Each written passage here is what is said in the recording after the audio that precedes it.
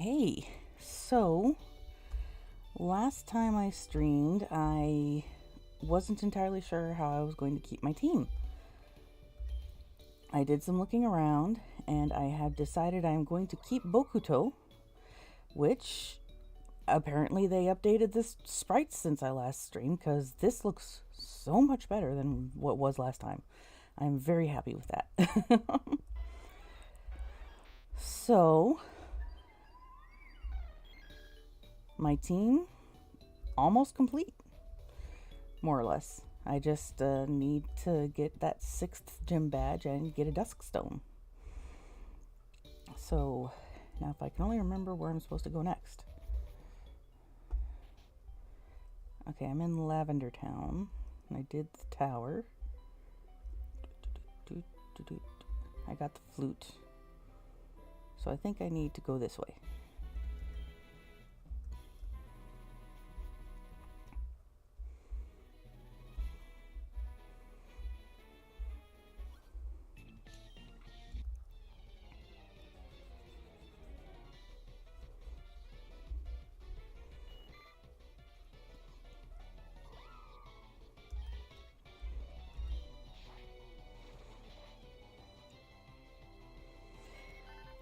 Yeah, I decided to keep Bokuto partly because I really do like I really do like its final evolution sprites. And yeah, I had Gengar, but I don't know, I just don't like either of its sprites. So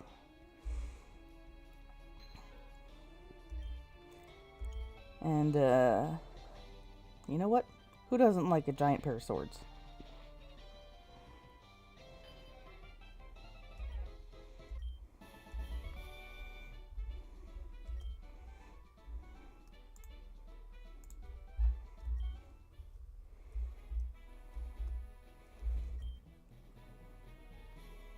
Moving cord, it helps evolve Pokemon.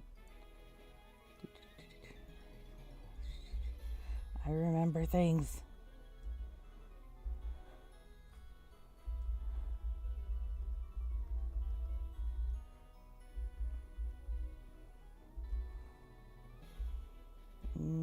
Okay.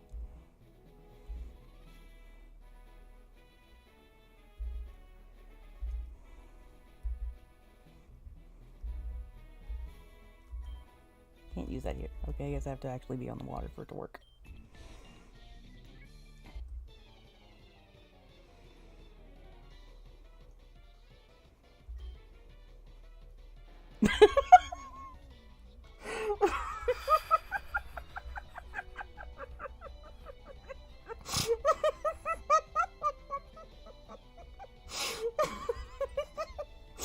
Oh my god.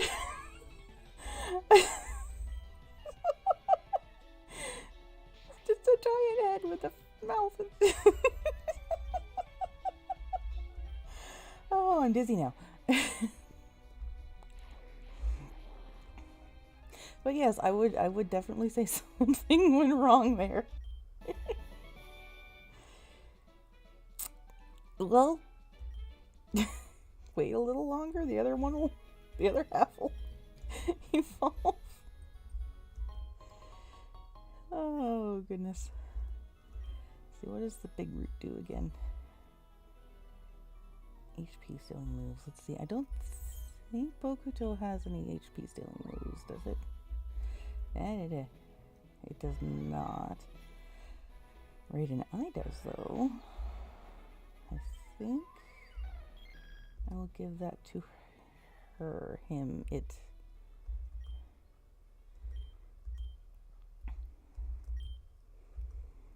Let's see, and that's ups ghost type moves.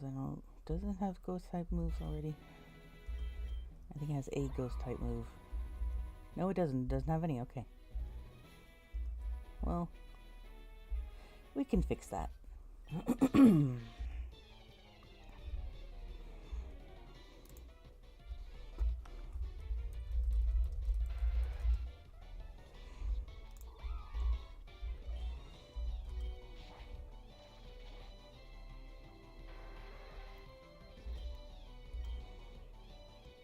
executing. Oh dear. That's actually pretty nifty. I like that.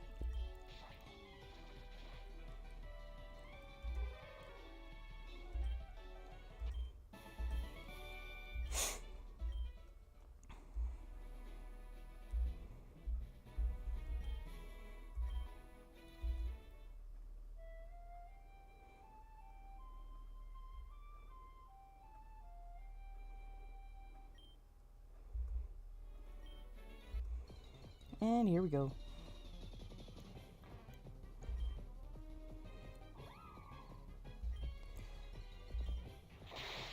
I've just had an idea. I'm going to try and catch this, and if I can, I am going to fuse it with Gengar and see what I get.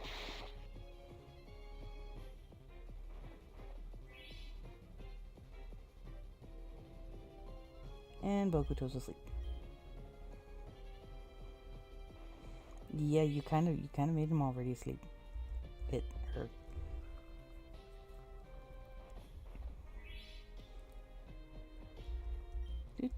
Come on, wake up.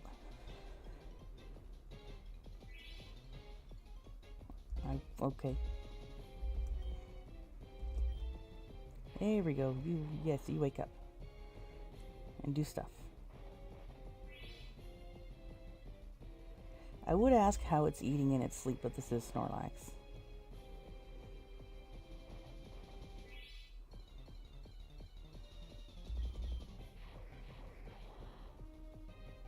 Okay.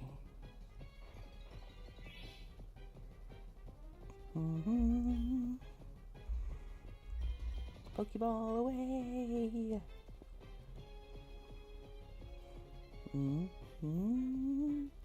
Noise.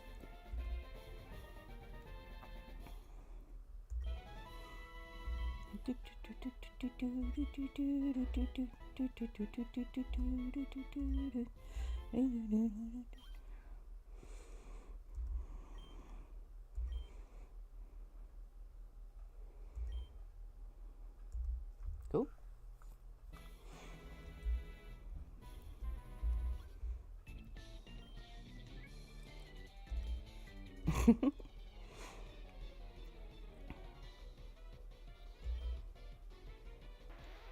Shoulder.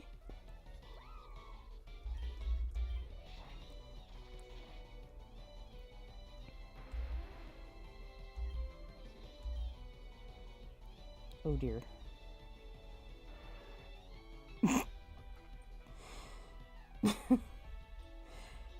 So is it Slowbro or Slowpoke? I'm not sure.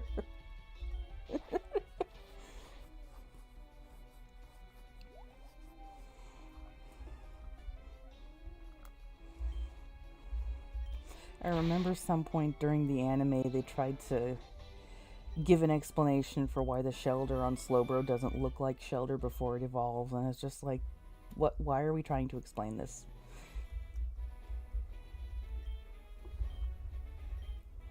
Love fishing.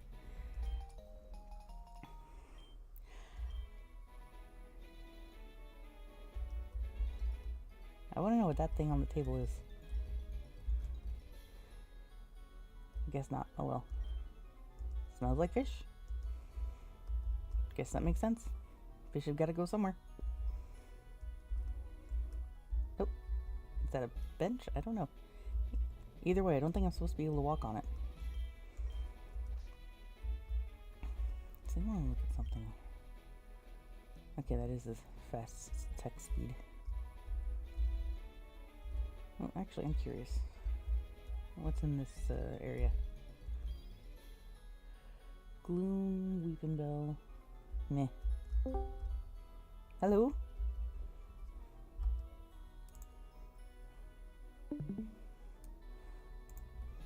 Hello? Hello. There you are. Near the game. Say that again? Near the game.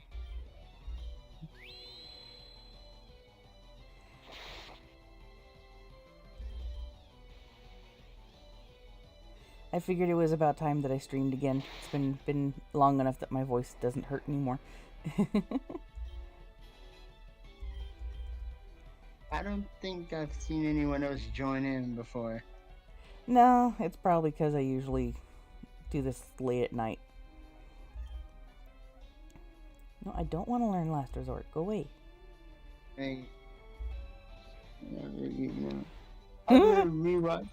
rewatched the U5 movie and I thought, you know what? It's so far in the future that every single character in G4 is dead. Time marches on.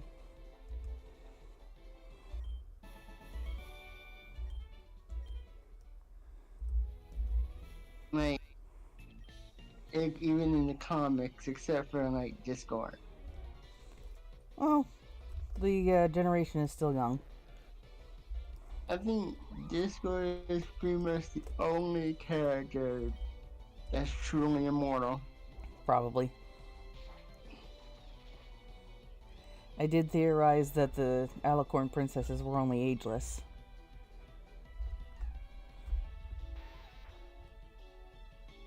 If they were ageless, then they would still be alive too. Not necessarily. Ageless just means they don't age, not that they can't die. I just believe that they age extremely slowly. I don't know. It's, that's one of those things that they never answered because they never actually came up with a set of rules for how alicorns work. Right up until the end, they were just making it up. I mean, I'm like, who's raising the sons? That's the moon or dead. So you can't be doing it. Well, if that medallion they gave Twilight is still around. And someone who made a fan comic, I think I showed it to you, Fix. They came up with a really clever way that Twilight could have put the medallion in a machine that did it for her. It's a Play-Doh.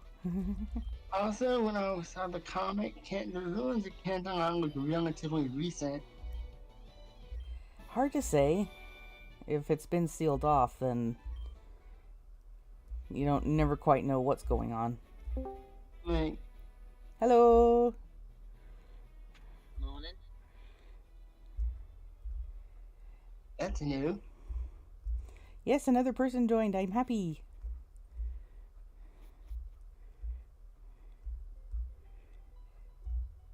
So this is Pokemon Infinite Fusion, where we get to fuse Pokemon and see the wacky things that result. Some are downright scary. Others just make me laugh.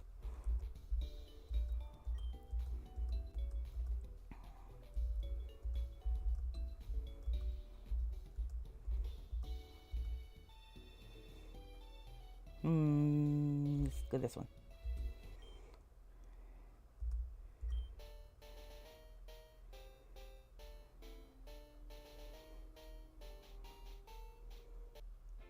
That is kind of adorable.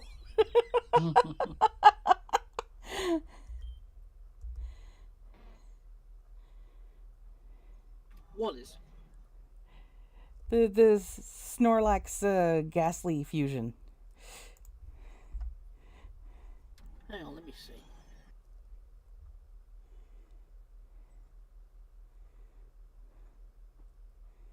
Oh God!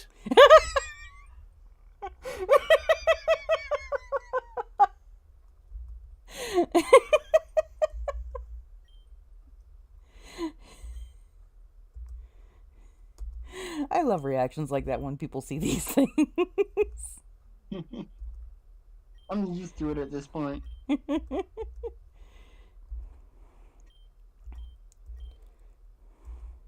There have only been a couple that made me go, oh dear God, why? But for different reasons. See, do I have a reverser? Because I kind of want to see what the other way looks like. Hello, AJ. What was that? Do you have one? No, I gotta hop into the mart here.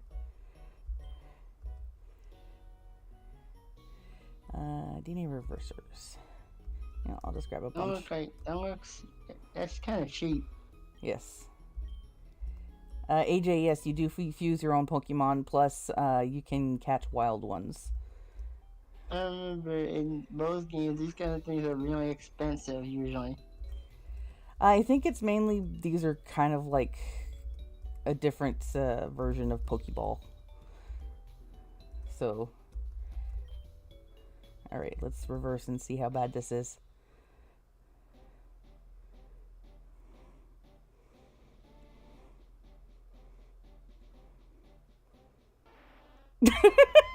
Just got angry. I think we scared him away.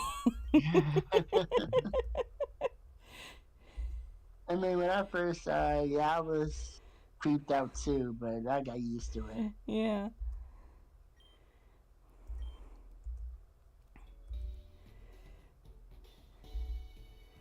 Oh my.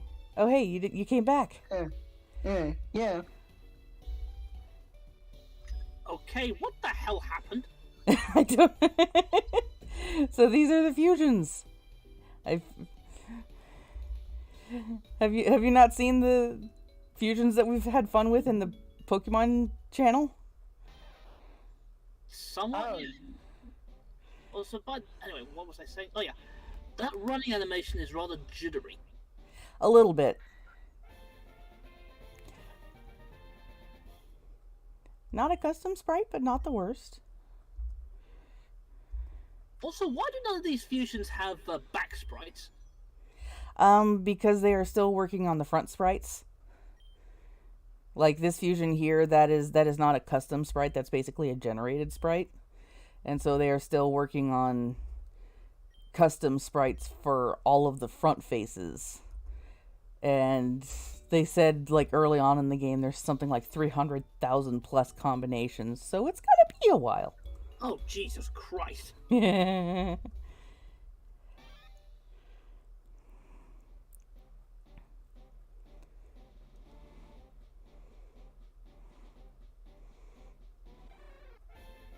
That is oddly adorable. Yeah. What the hell? Oh boy. I'm just having fun now. I don't know why I didn't do this sooner.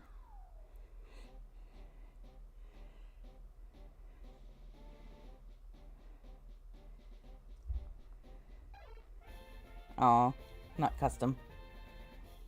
Kind of cut his face off.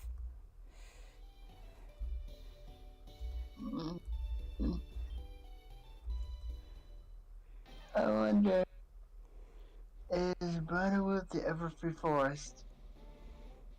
Is what in the Everfree Forest? Is Bridlewood the Everfree Forest? I don't think so. Partly because one of the show creators did confirm that a giant tree that we saw in the movie was the Tree of Harmony, and it was out in the middle of a big field, so... I thought it was... The tree castle was in the middle of the ruins. No, it wasn't. Yeah, it was, in G4. No, it was separate. The tree castle, it was in the middle of the ruins, I remember. I don't think it was. Yeah, it was in the middle of the ruins of Celestial Oak Palace.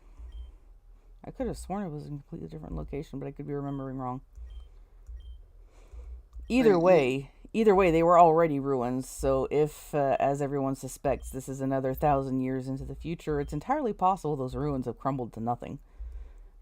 Or been buried like real ruins.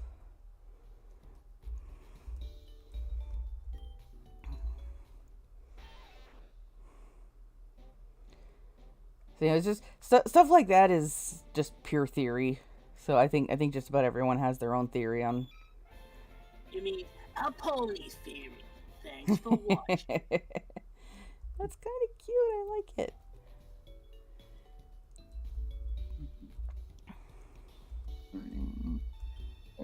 I mean, outside of the comics, we don't know anything of what happened to Canton.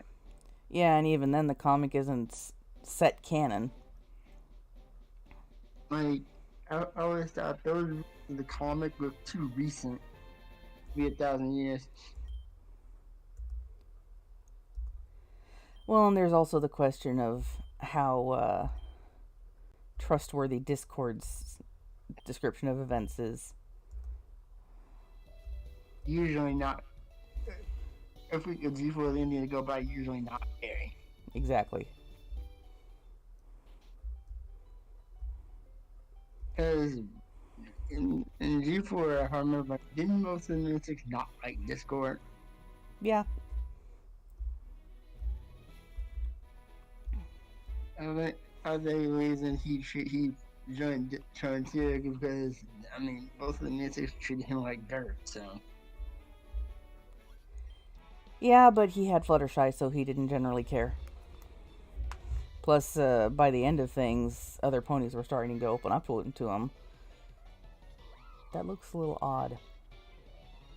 Is that a male-female fusion? Wait, that can happen? Well, with Nidoran. Nidoran male, Nidoran female.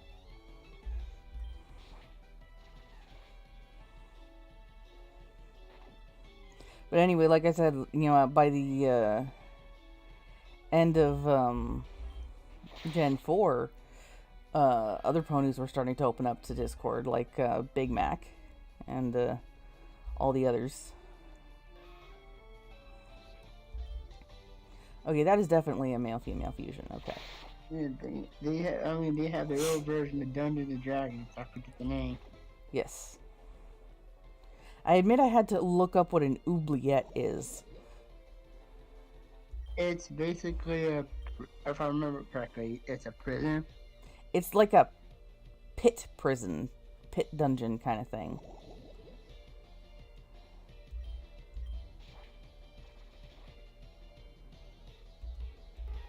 Like, just in the context of the name, I figured it was some kind of a dungeon.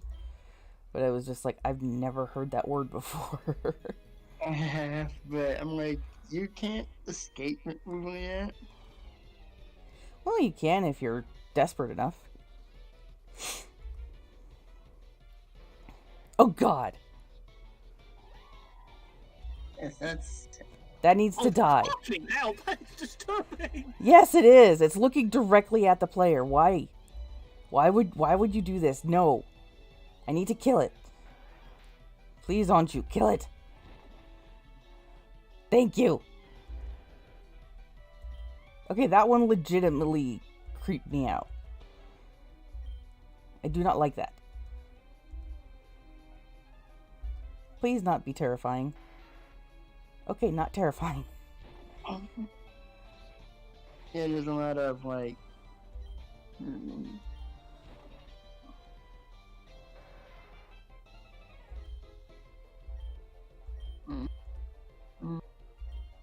Zen headbutt. Let's see. Alright, you're my ice poison, so you don't need psychic. I don't want last resort. Stop trying to teach it. It wasn't funny at all.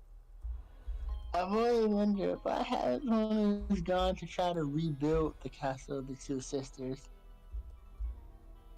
If there's anything left to rebuild, at this point I feel like it. I'm in G4. Oh, I mean, they didn't really take that anywhere. After the Power Ponies, that plotline just sort of disappeared. Yeah. Because Twilight was. I mean, in general, not just during that plotline. Yeah, but like, during a few episodes in that particular season, Twilight's was really dedicated to rebuilding the castle, but then nothing. And so it's just, I get the feeling it was left to deteriorate further.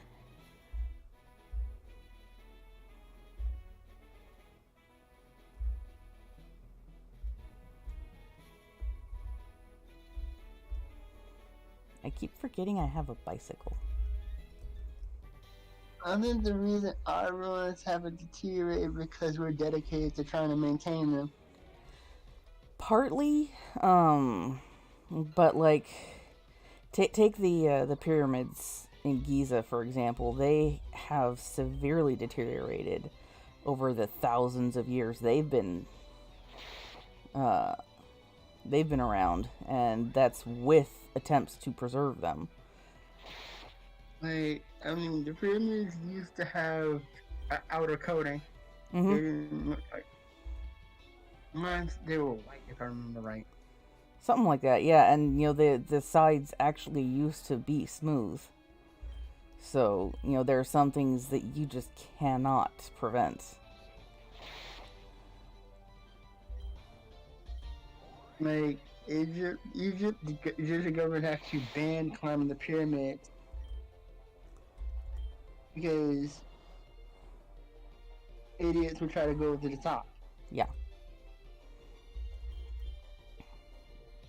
But aside from that, just other ancient ruins of the like temples and stuff. We can only do so much. Or like the cave paintings in France. They actually had to be completely closed to the public because body heat. Yeah, because body heat, moisture, that kind of thing. Even without people actually touching the cave paintings, they were deteriorating.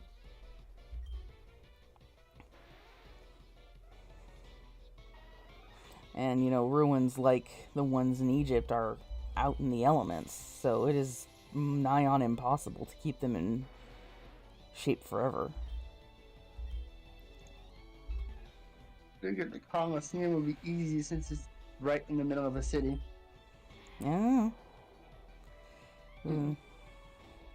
There are so many things that are just, we can try, but it's almost certainly not going to happen.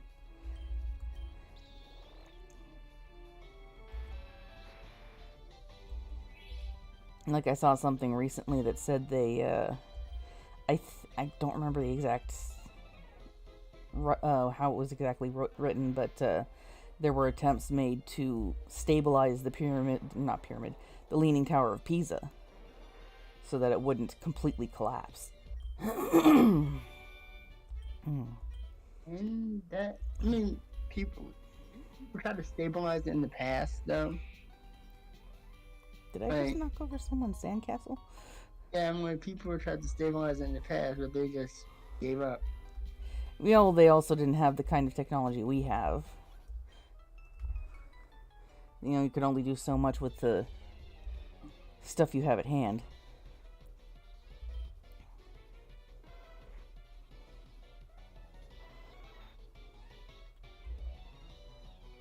And I was watching a series called Mysteries at the Museum, and they did a special episode about Tutankhamun's tomb. And One that wasn't robbed? Correct. And they're still studying that 100 years after discovery. And thanks to new, I think radar technology or something along those lines, they are increasingly convinced that there are more ruins, more passageways hidden behind some of the walls in the tomb that might actually lead to Nefertiti's tomb. But it's one of those things that it's just like you really want to learn more about, but you can't, because the passageways they think they've found are behind intricate murals and other historically significant things on the walls that they're like, if they touch them in the wrong way, it's gonna be destroyed. Remember, the terracotta army was once painted. Yes, and so are all the Greek statues. No, I mean, exposure to the air took away the paint. That plus dumbasses in Europe when they first discovered it were like, oh, hey, these things look so much better white. Let's get rid of all the remaining bits No, of paint. I was referring to the Terracotta Army. Well, yeah. But no, yeah, the Greek statues were ruined by dumbasses.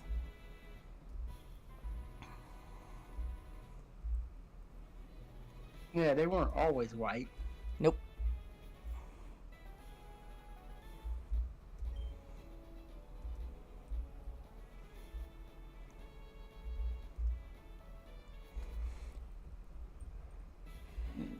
You know, I often wonder just how much history was lost or destroyed because of dumbass Brits who decided that they liked something better a certain way.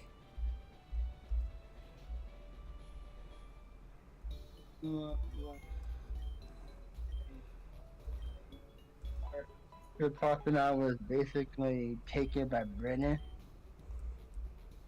Yeah, well, and countless mummies were destroyed for pathetic reasons like paint. Mummy brown is a literal color made from mummies. Mm.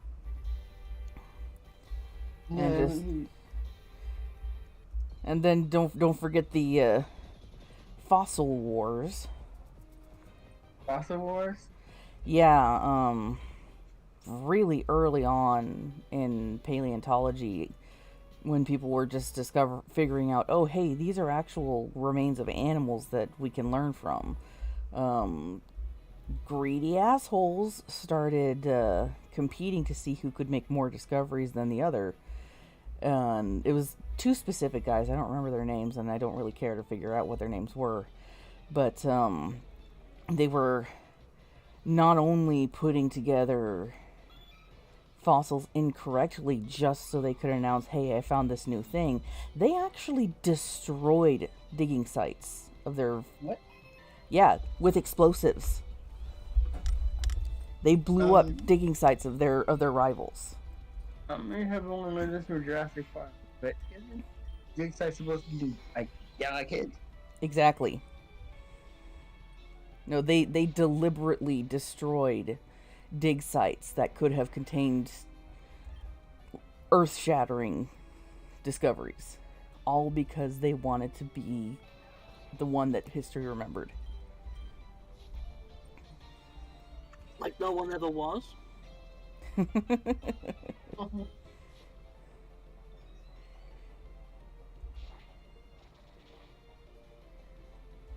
Yeah, the fossil Pokemon in Sword and Shield are actually a reference to that. Because I don't know if have you played Sword and Shield? No. Yes. So you'll know this. But there are 4 fossil Pokemon in Sword and Shield. Yes, that you can actually customize to an extent. To an extent, but you can't make them. But you can't make them sure that you make them into their true look. Exactly, because they're made from basically half pieces of fossils, and they are like 100% put together the wrong way. Because one of them literally has its head on upside down. Oh my god! Not that Jurassic Park was shot in. Well, those Pokemon are a direct reference to the fossil wars and people just putting fossils together to find new discoveries because they can, whether it's legitimate or not.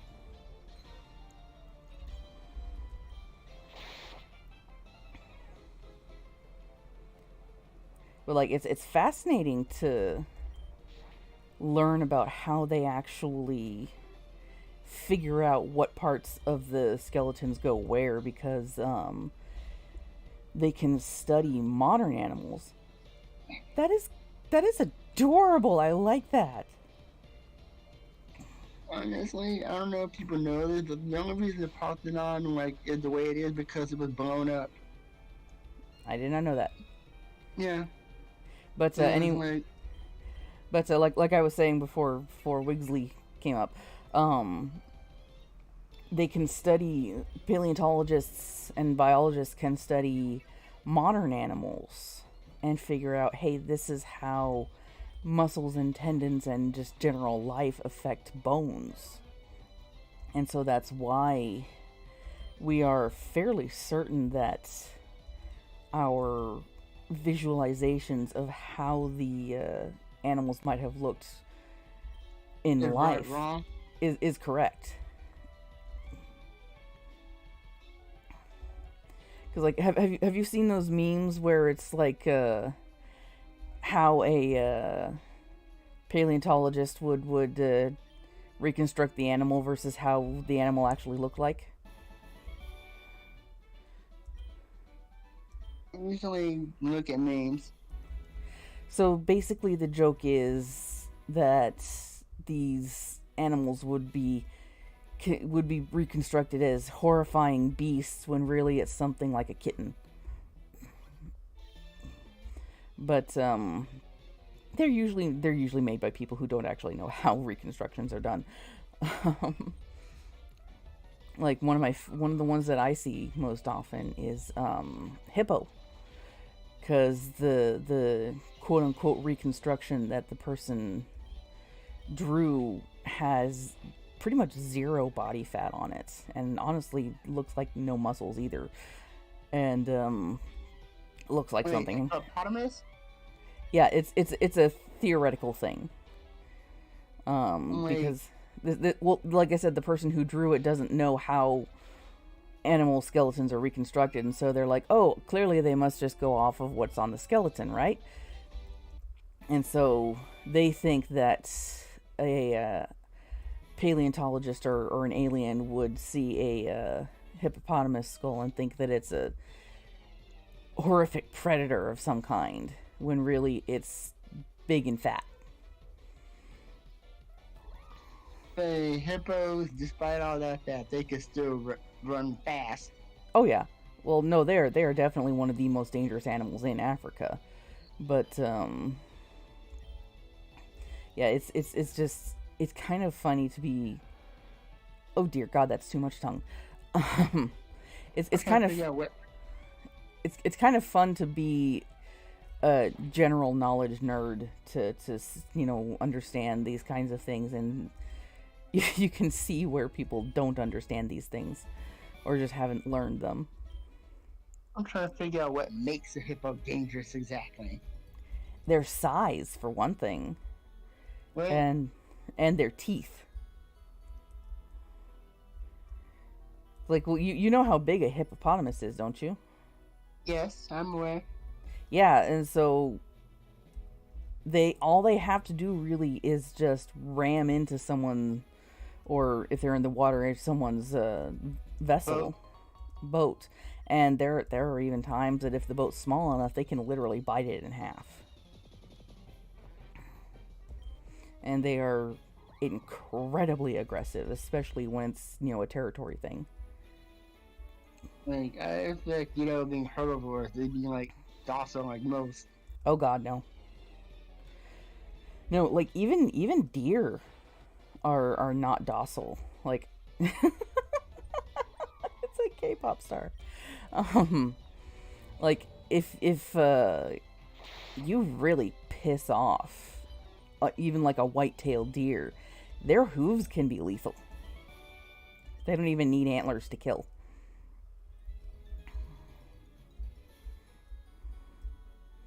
That is a big misconstruction of herbivores, is that they're docile and they really only fight predators. No, they will mess you up. I always thought, hippos and maybe moose would be the exception. Oh no. Moose are ridiculously dangerous.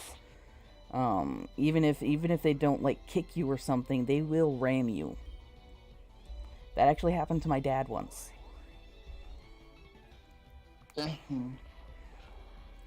Yeah, he was out fishing, and someone tried to warn him that there was a moose behind him. But I don't remember if he didn't believe them or just didn't understand how dangerous it was, but that the moose knocked him into the river. Holy crap. Yeah. Well, and moose are another one that, without an actual reference, it is difficult to understand just how massive those creatures are. Because, like, a good-sized moose is bigger than a four-door sedan. And so even if they're not actively trying to do you harm, they can harm you just by accident.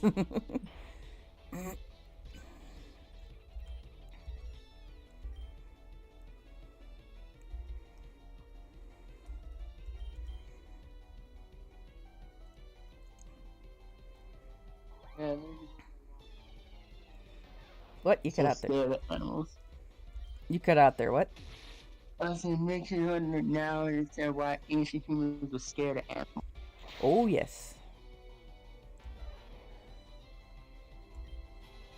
Well, and that's, I think, personally, I think that's why so many tribal cultures revere particular animals for various reasons.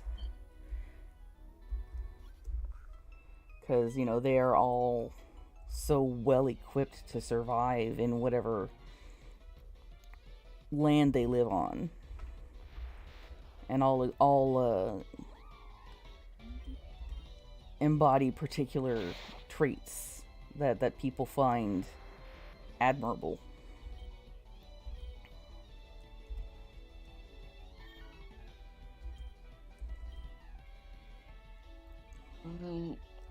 Speaking of history, I personally believe that the Vikings actually did have a civilization Oh, yeah. beyond like raiding.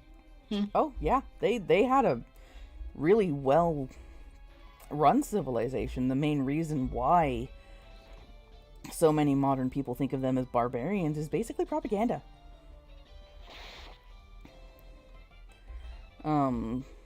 When they came into contact with early British people, the Brits just decided that they did not like these people, that they were savages, etc., and just started slandering them. Our days are actually named from their culture. Several, yes. All of them but Saturday.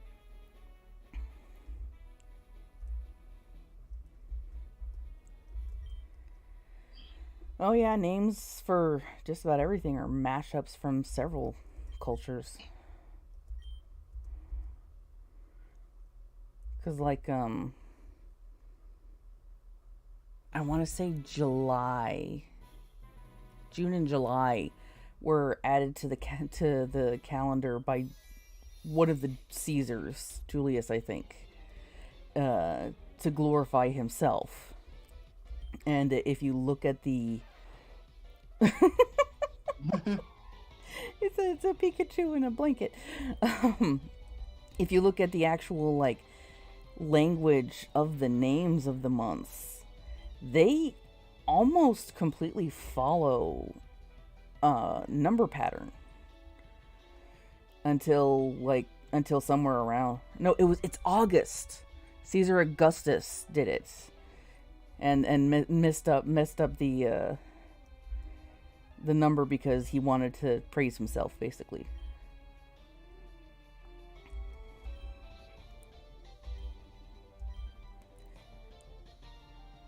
Bulbato. I think this person likes Ditto.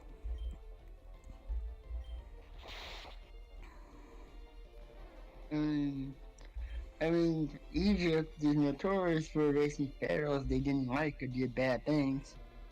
Or just erasing in general. So many pharaohs erase the records and monuments to their successors just because they were the new pharaoh and, you know, wanted people to think of them, not the other guy. And like there are a few hieroglyphs that people look at, and they see things like one famous one is people think they see things like helicopters and stuff in the hieroglyphs, but really it's just uh, uh, bits and pieces from several layers of hieroglyphs stacked on top of each other that happen to look like that because the pharaoh ordered the other person's stuff destroyed. Why is Mr. Mime so creepy regardless of its form?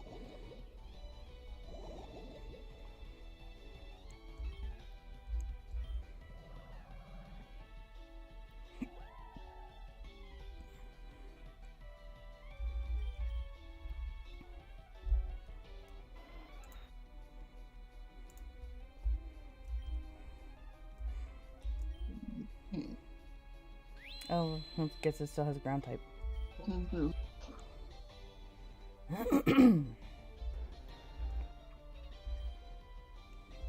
You know, I thought not streaming for a few days would help my voice, but apparently my voice just doesn't like me talking this much. I can hear you just fine. Yeah, but my throat hurts a little bit. King Queen? Oh, good grief. That's a jaw for you.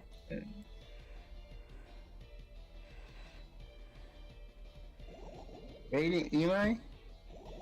Raiden I. It's a reference to Genshin Impact. Because she's basically the god of the electric element.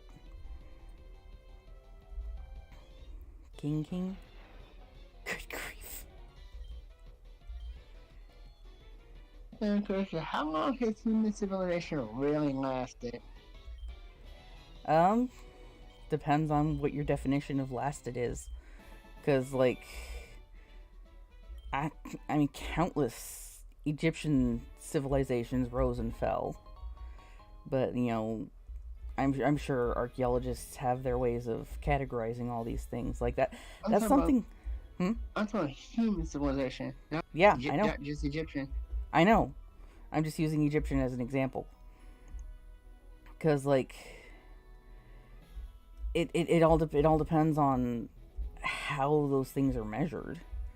Because, you know, when do you quantify civilization as starting? Is it when we started using stone tools? Is it when we discovered agriculture? Is it when we started smelting? You know, those kinds of things. Because if you go from, say, stone tools, then there are actually several animals, modern animals, that you could call civilization because they're being shown using stone tools.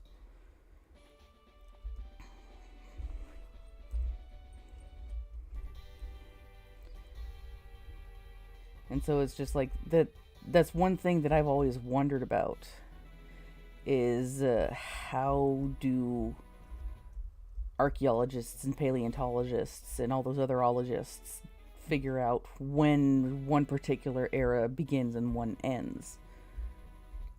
Because, like, YouTube channel that I used to follow pretty closely called PBS Eons would regularly reference various eras and epochs. And I'm like, okay, how do you figure out when one of those begins and one ends? Because, you know, I think eras fit into epochs.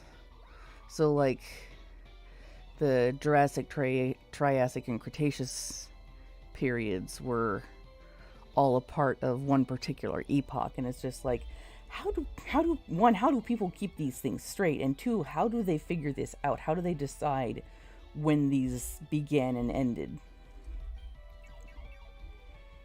Like, I feel like some of the animals that came before were positively nightmarish. Oh yes. Well, I mean, there are some today that they would probably think are positively nightmarish. Like hippos.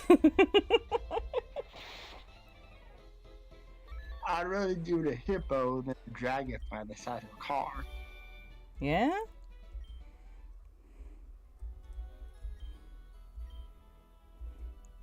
That sandcastle is adorable, I will agree. Yeah, that's scary.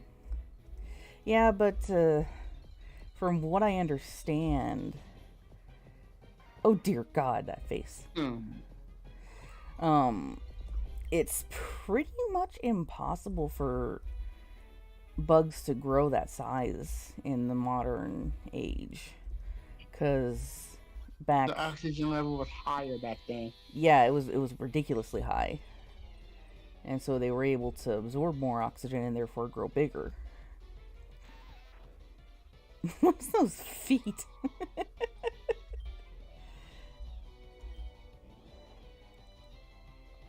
I kind of feel bad for bugs nowadays because now I know that they used to be bigger. I mean, they are the most prevalent genus of animal on the planet, so I don't feel so bad for them.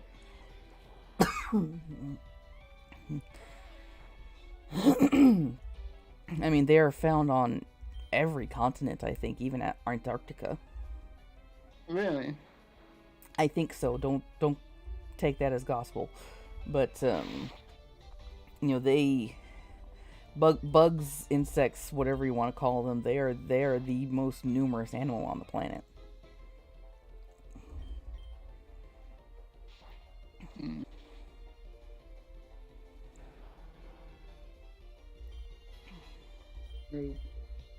I remember there was this one video I watched a few years back that said Antarctica is not a continent, it's a series of islands. I'm like, no, Antarctica is a continent. Yeah, there's land under there, big pieces of land. The thing is, but since it's covered in glaciers, it was pushed below our sea level. Like, that ice over millions of years, the continent itself would rise slowly back up. Yeah. I once saw someone try to argue that the glaciers and the polar caps melting wasn't a bad thing because if you watch ice cubes melt in a glass, then the water level doesn't change. And I just sort of, commented again to him. I said, "There's land under Antarctica." And it's like, yes, the northern ice caps, most of the ice is in the water, but the southern ice cap, nearly all of that ice is on land. And that's not even getting into the glaciers in the northern continents. Mm-hmm. Yeah, I mean, if there was no ice at all on Antarctica, the sea level would be 7 meters higher than it is today. Yeah. Like, it wouldn't be completely the same level as that movie Waterworld, but it would be pretty significant.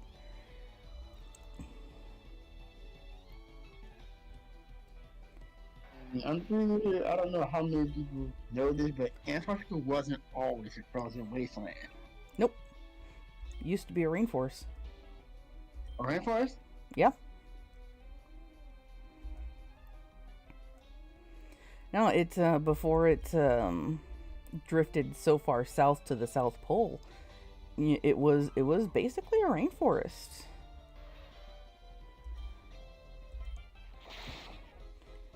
Like, all parts of the world have gone from one pole to the other as far as climate. Like, some of the biggest deserts in the world used to be underwater.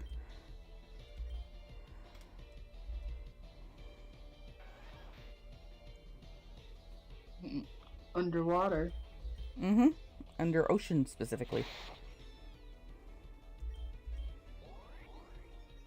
That's the fun thing about, like I said, being a general knowledge nerd, is you stock up on fun facts like that. Hi, Doodle. Hey.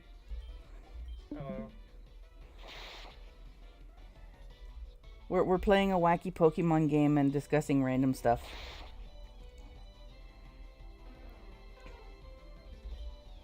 Is this that one where you fuse Pokemon and play with those?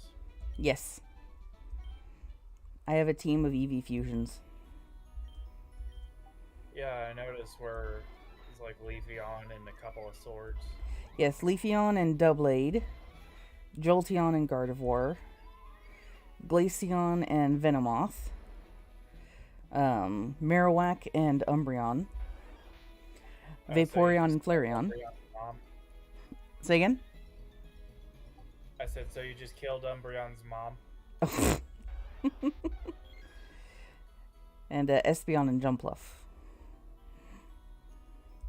I was inspired by Chris and another friend of mine who also loves Eevees. I was like, you know what? I'm going to make an Eevee-centric team.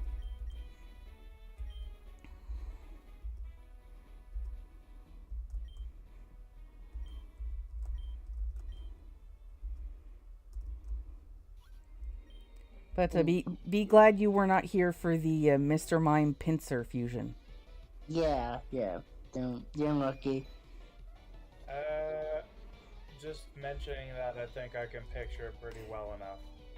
Trust me, whatever you're picturing is not nearly half as terrifying as the actual thing.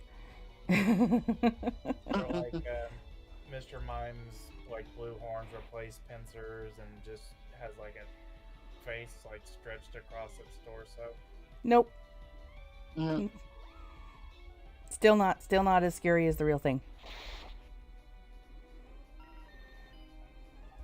Was it like actually scary or just? It was for me at least. It was legitimately scary. Same. I never really know what people like are serious about a thing being scary or when it's just like a joke. Oh no. Then you have no, fusions it like was this. scary. Then you have fusions like this. Yeah, it's like anymore I see people all the time going on about the slab and all that, and it's like, I mean, that didn't faze me in the least, even as a kid. Well, I'm not usually frightened by stuff, especially in video games, unless it's like a specifically horror game. But just something about that design of that fusion just made my heart go a little faster. It's like, no, thank you, go away.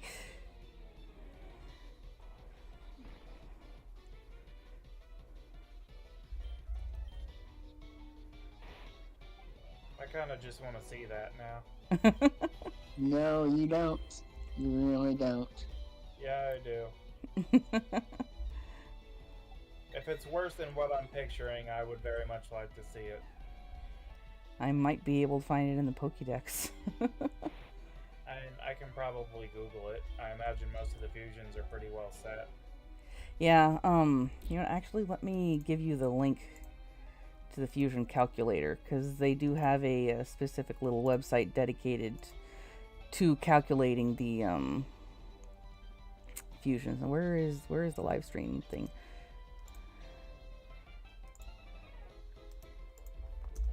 There you go. Have at it. Have fun.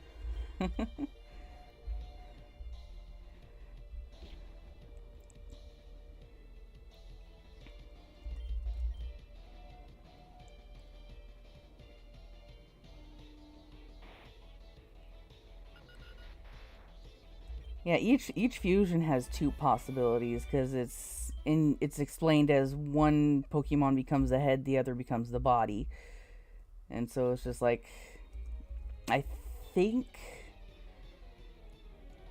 Pinsir would be the head on that one.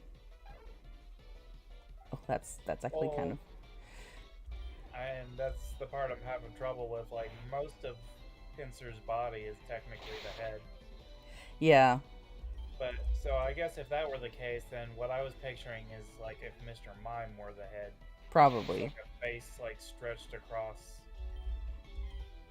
Like, if you reskinned a model of Pinsir with Mr. Mime, I guess is about what I was picturing.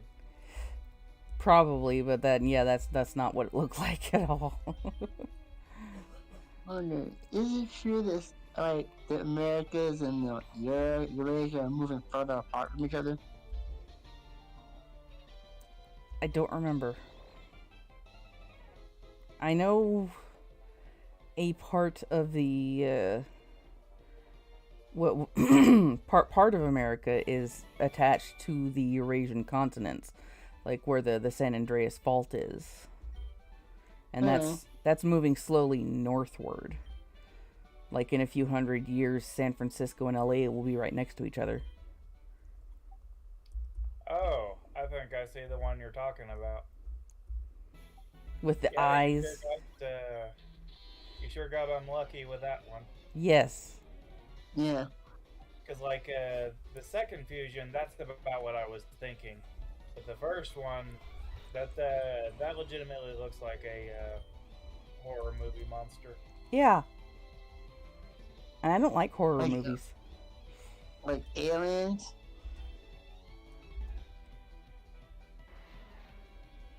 Or something worse? Something worse. The aliens in those movies, the xenomorphs, I can handle. I think I don't get why Pincer Mime has eyes everywhere. I don't know. But yeah, like I guess like the spots on its fingertips are like translated as eyes or something. I don't know. Who knows? But yeah, eyes are generally what tend to freak me out the most. I'm not entirely sure why. It's just how things go. And the question how like the xenomorphs could even survive since they don't have eyes. Well, it's specifically like wide staring eyes that tend to get to me.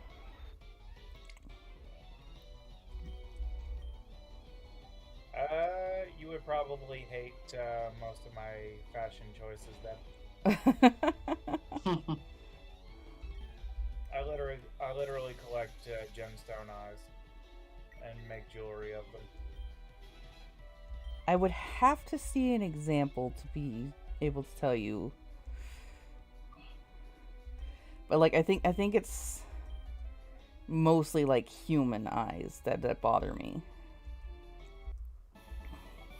There are some that are very human-like.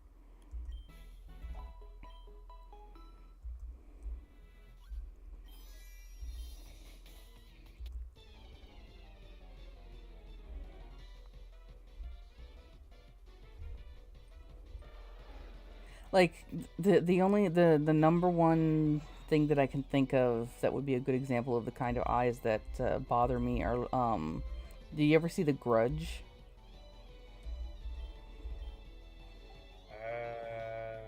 No, I don't think so. Oh well, I haven't, but I heard of it. the one of the main features of that horror ghost monster was once her hair was out from in front of her face, her eyes were like big and wide and bulgy. Oh god. Yeah.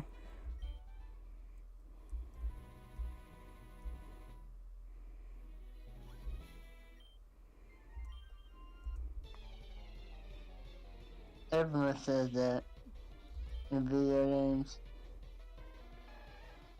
Oh, those are cute. No, I'm talking about like just in general. Everyone says, "Oh, you don't stand a chance, but you end up winning."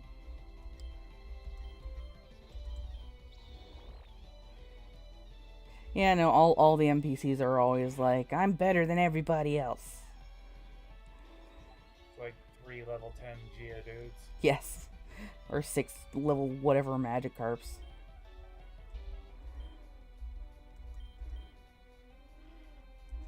One of them was just a fart in a jar. Pretty much.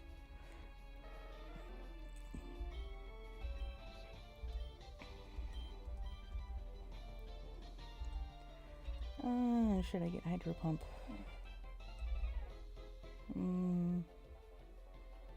Nah. No to Flare Blitz, because that's a one that damages the user. I don't like those kinds of moves. Well, I'm like, why? Like, why? Why would we ever abandon Venus for? Why? Venus? Yeah, why? I mean, why give up on it? Context? You know what I'm saying? Why would we stop, like, trying to go to Venus? Because we haven't figured out the technology that'll survive on it yet. Everything we send there just is obliterated. we get glimpses at the surface, but that's about it. If I remember correctly, there is a portion of the atmosphere that's favorable, that's above the hellscape. I don't know. You know, I get the feeling that it's just more cost effective to focus on other parts of the solar system that don't immediately destroy our technology. Yeah, like, additionally, that's hovering in a thin layer of the atmosphere of the planet.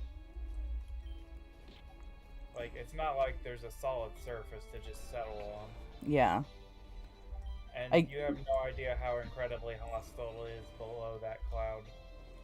Yeah, Like, I get the feeling if there are people who want to study Venus, there's decades worth of testing to get something that will survive even that favorable layer of atmosphere.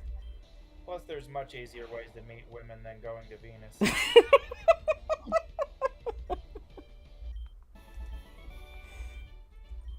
Stupid jokes aside, like, below that cloud layer, like, if you think hail is bad, it literally snows metal. Yeah. Like, just imagine a pointy little snowflake, but it's steel. Yeah.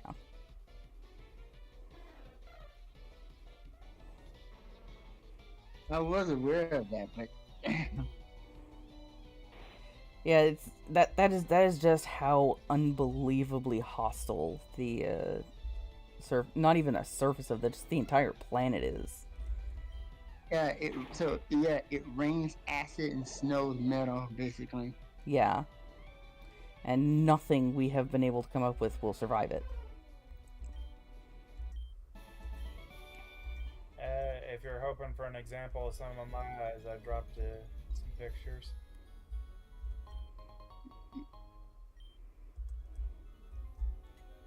Like, I've always seen, like, sci-fi and, like, cloud cities and stuff. Yeah, but those are usually in ideal planets that aren't actively trying to kill us. In fairness, what planet isn't actively trying to kill us? Well, Even our own planet is, so... Details. Granted, at this point, half of that is our fault. Yeah. I'm talking about before technology. Just in general, really. Our own planet is actively trying to kill us. Of course, that's just nature trying to kill each other.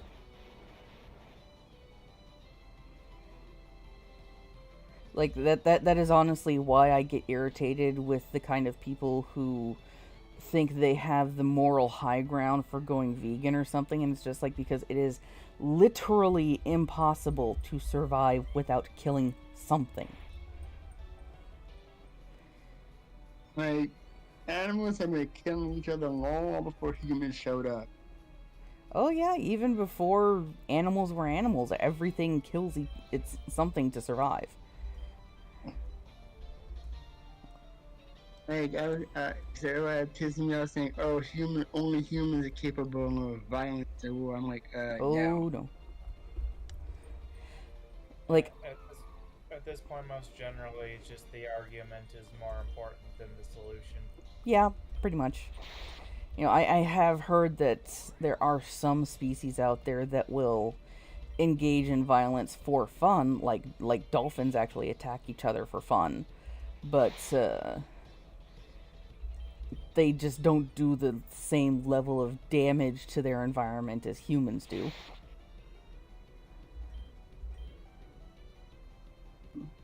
But it's just like, I always get irritated at the people who think they have the moral high ground because they're vegan, and it's just like, you know, I could not care less if you go vegan for whatever reason, but do not think you are the better person for it. I mean, I don't think, for most Indians, I don't think going vegan was even possible. It is, and you know, especially if someone has to go vegan or vegetarian because of dietary restrictions, then I'm like, okay, fine, I'll leave you to your own devices. But when they decide that what they do, how they live, is the way everyone should do it, that's when I start getting upset. And like, I would love to be able to live without killing things, but I kind of have no choice.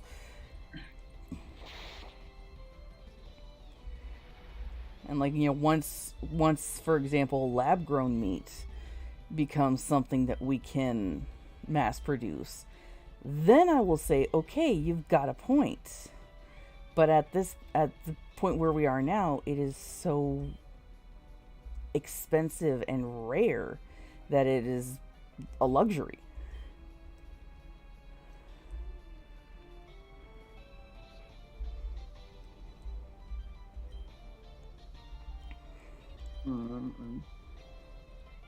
No, it isn't until we have the replicators from Star Trek that you can have the high ground when saying, oh, I don't eat real animal matter.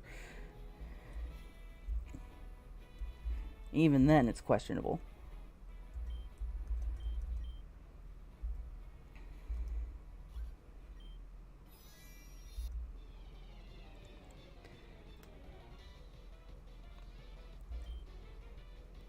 Golrath. It's Batman!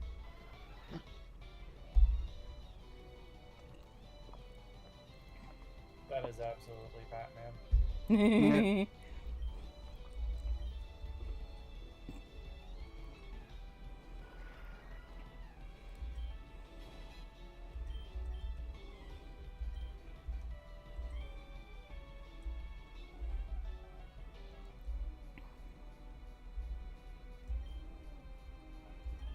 Why did you move Thunder Punch? Because it was the weakest of the moves. And basically has the same effect as Thunder.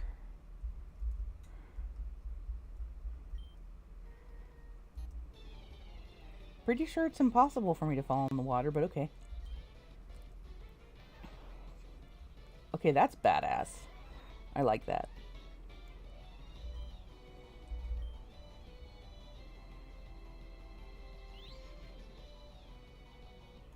Huh. Cuts you with electric swords. Yeah. Basically a Jedi. Vibro swords. You mean like lightsabers? Oh dear, another Mr. Mime. Okay, not as terrifying. Not terrifying. Thank you. Huh. Though I do question why it has a thunderstone on its stomach.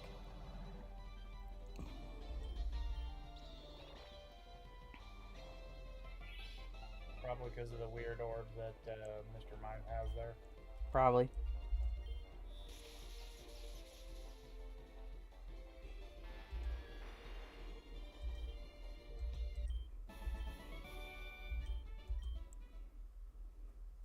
Now, what would be really funny would be if he fell in the water. What? You mean I because remember- it falls electric pets? I've been rewatching Independence Day, and I think realistically we wouldn't have won at all. Say that again? I've been rewatching Independence Day, and I think realistically we would not have won at all, Oh, Independence Day, yeah. especially in 1996.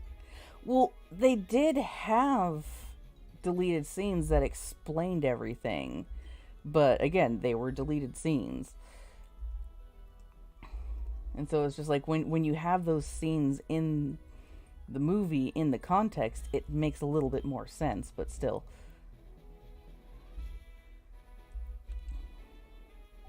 It's Also, anyway. One thing that I have seen people also point out is apparently the rest of the world was just sitting back waiting for America to figure things out.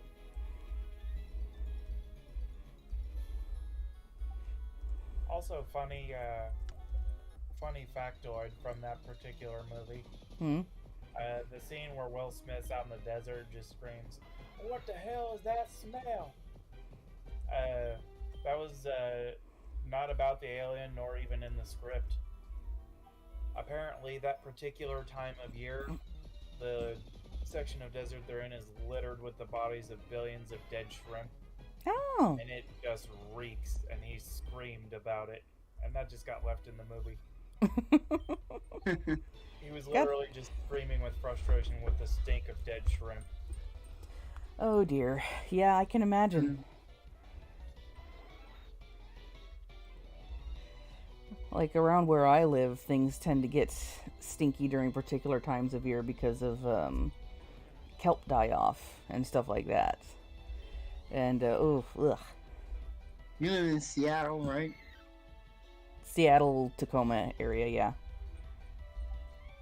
Around here, it just tends to get stinky, mostly due to train derailments. Oh. But No. That doesn't even deserve it, but Why not? I don't like jokes about people dying. But I didn't say anything people about don't people dying, die? like shitting on Ohio and how shitty it is. Yeah. I'm like, people don't die, right? The actual smell being the chemicals constantly spilled. Okay. People do tend to die in train derailments, so it's just not something I like to joke about. The poke was specifically about all the toxic chemicals getting spilled. I get it.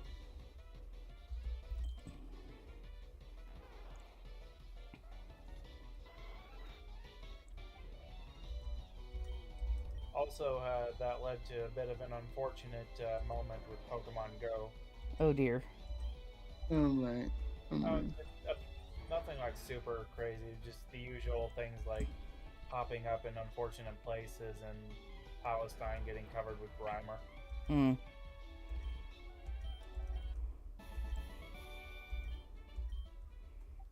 Which is funny, but also bad timing. Yeah. Yeah. But as far as I know, they probably do that all the time anyway. Oh. Yeah, a lot of Ohio is either farmland or industrial-ish kind of place, so I assume that's where Grimers pop up in like city areas.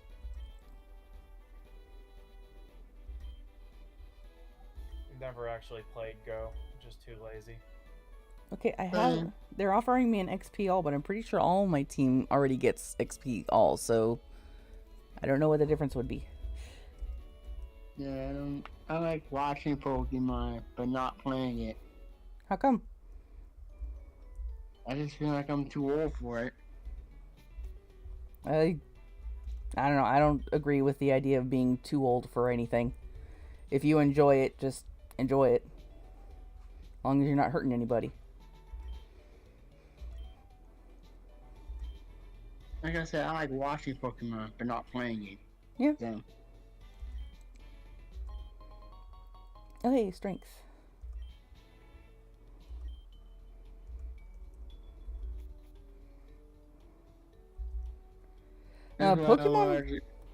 Pokemon is actually my... That's why I largely stopped watching feed, like a time and like an interest. Pokemon was actually my first video game that I really got into, so it holds a soft spot for me.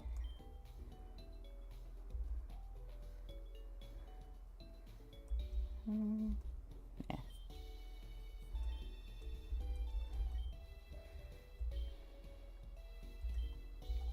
You think the series would have been nearly as popular if they hadn't swapped out Clefairy for Pikachu? I don't know. Depends on how they handled Clefairy's character.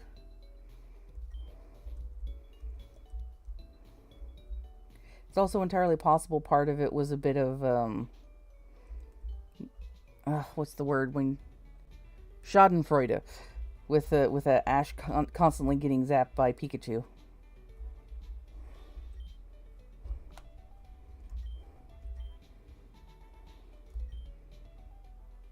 Like, I mean, we're in the very first episode. Didn't Pikachu not like Ash? Yeah, at the start they were downright abrasive with each other.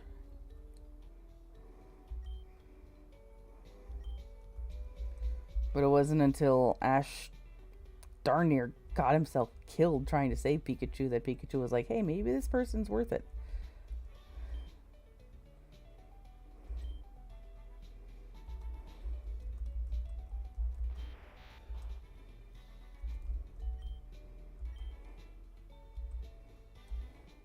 Yeah, saving one's life would do that.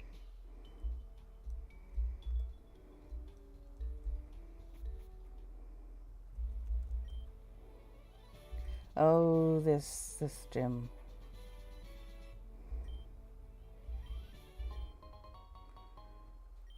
I'll do that in a minute. I want to explore Fuchsia City first. I missed the old Pokemon gym thing.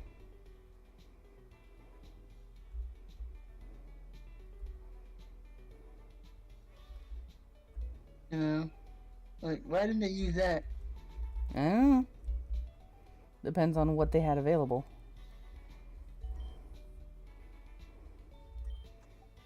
It's probably not a good idea to see things that fuse with Ditto.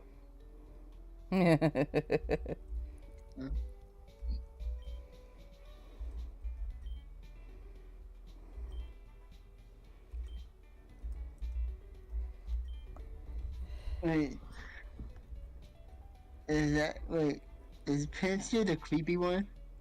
Yes.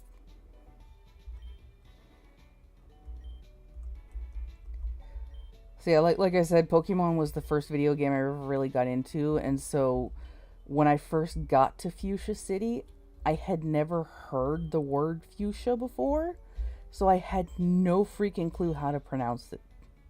I kept saying it in my head, Fuchsia, because that's how it was spelled. Apparently, the fusion of Skarmory and Ditto is one of them is a reference to the canceled evolution of Ditto. I did not know there was such a thing. Yep. In one of the versions, you can find Ditto carrying metal powder that doubles its defense. Wait, what is in that one container? This one? Yeah, that one. I don't know. There's no sign. That's Kabuto. Yeah, I think so. That's what it looks like. Like, I'm assuming you took the spiral fossil from whatever the cave. I That think. would be the dome fossil, which the zoo here got and resurrected to Kabuto. Oh, okay. Let's see. Did I grab the Helix fossil? Yes, I did. So I guess this is the Kanto region. Yes. But they also Well- have Pokemon from the other several of the other generations. They don't have all of them, but they have a lot of them. I think my main knowledge about ancient creatures mainly comes from Pokemon. So let's get rid of that. Don't need So that. yeah, like Kabuto looks like a trilobite. Yes. And Kabutops looks like a trilobite on steroids. Really?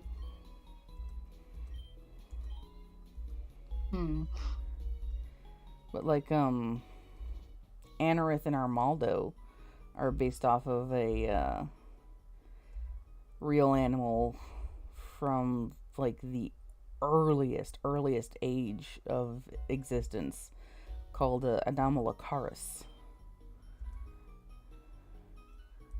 Repeat ball. I don't need a repeat ball. Like I remember, like the Cambrian era. I think so. Cambrian or pre-Cambrian? Like animals, yeah, the creatures back then were creepy. Yes, they were.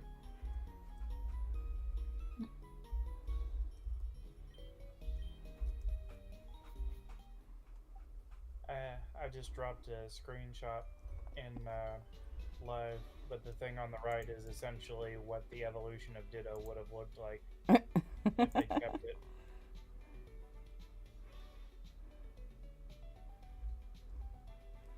It looks like angry ferrofluid. Yeah, that's about what it was. You trade it with the metal powder, and then it turns into ferrofluid. That's kind of funny.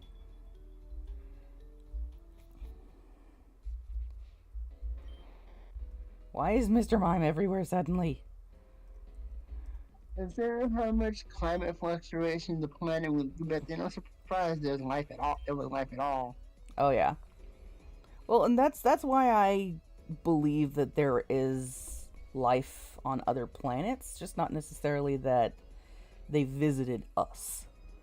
Because why? Why would they visit us? Why are we so important? We're not.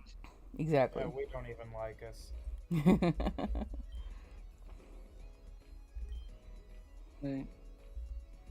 And even if there were, I don't think all, right, unlike the movies, I don't think all aliens would be necessarily, even if there, I don't think the aliens who visit would necessarily be hostile. Exactly. Like, Unlike what I feel like at the very least they'd just be curious. Yeah, the movies always portray aliens as hostile beings. When not all of them would be.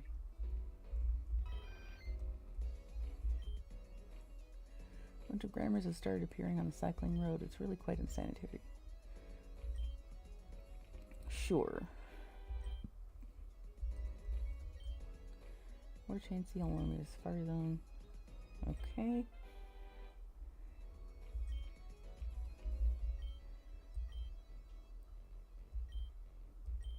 Sure.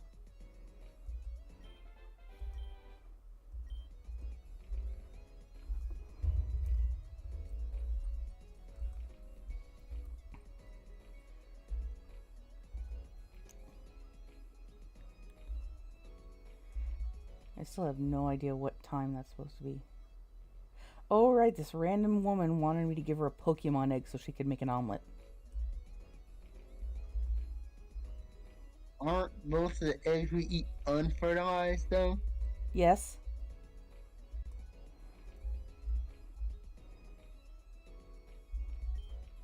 So why? I don't know.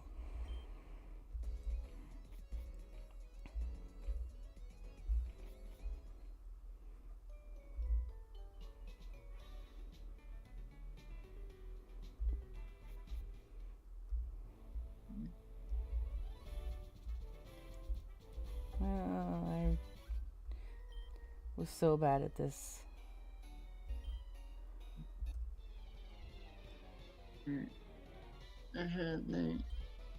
Not every animal reproduces the same way we do, honestly.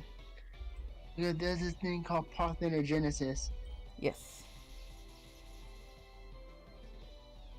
Like, there's an entire species of lizard that are all female. Really? Yeah, There's a they're... lot of things like that, really.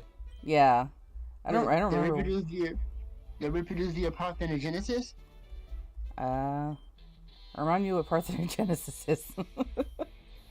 The act of cloning via an unfertilized egg. I don't think so. These lizards are basically clones of each other. And, I don't remember the details, and my brain's being mean.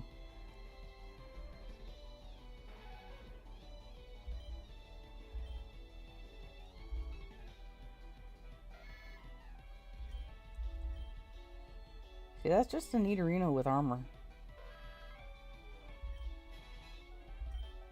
Like, okay. Okay, let's...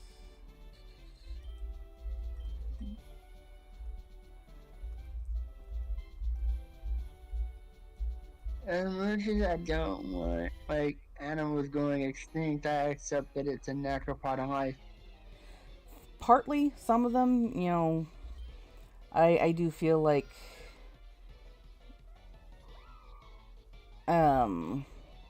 humans should make an effort to repopulate the ones that we've almost driven extinct.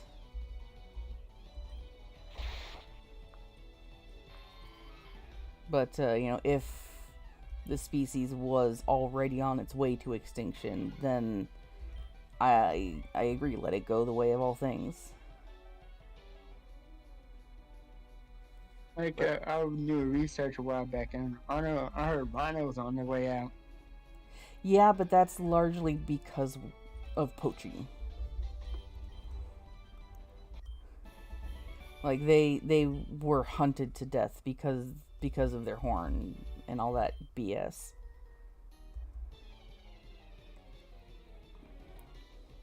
But, like, I actually learned recently that rhino horns actually grow back if they're cut off, and so I'm like, so these people could have just farmed rhinos, probably made a lot more money, but they decided it was just easier to kill them. And I don't think we have the technology to do a Jurassic Park, so bringing them back. We're working on it.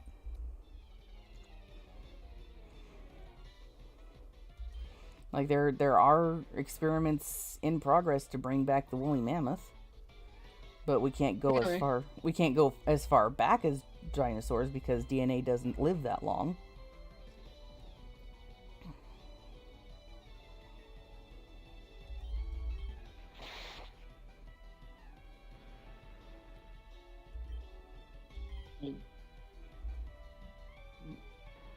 Really, I'm trying to think.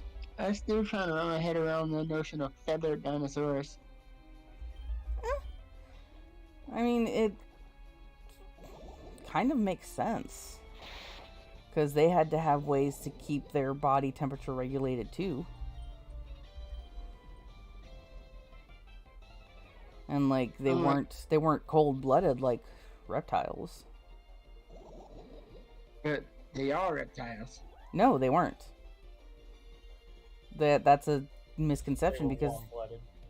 yeah, they were either warm-blooded or their temperature adjusted to the environment around them. There's a word for that, but I can't remember what it is at the moment. But it's basically Really? yeah, it's basically the same kind of system that sharks use. But no, there were dinosaurs were just as varied as modern animals. They weren't reptiles. Curious. Correct. They have started categorizing them as avian and non-avian, and probably even further categorizing them because yes, birds are descended from the dinosaurs that survived the asteroid hitting. Even before that, there were creatures that looked like birds. Mm-hmm. You know, they were the very earliest evolutions of what we would consider birds. And that's not just species like Archaeopteryx. That's what I'm referring to. I don't remember. It's been a while since I learned all this stuff and all the details. Yeah, I was referring to Archaeopteryx. So. Yeah. Archaeopteryx is basically just the most famous one. Oh my. Oh lord. That was creepy. Yeah, I killed it as fast as I could. Let's bring out Atokirina because that is my psychic one.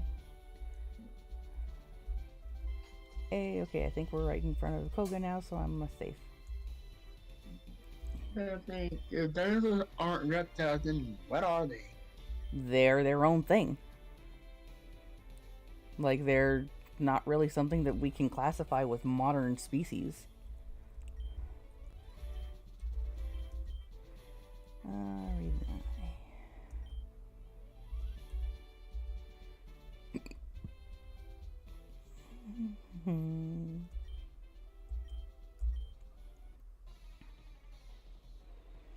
Like, if you look up a YouTube channel called Your Dinosaurs Are Wrong, um, that guy, he actually gets toys and other models of dinosaurs from all over the world and compares them to what dinosaurs really look like. And he did a few episodes specifically about feathered dinosaurs and the evolution of feathers. It's fascinating stuff. How many creatures actually date back to that era? I don't know. But we're discovering more and more all the time.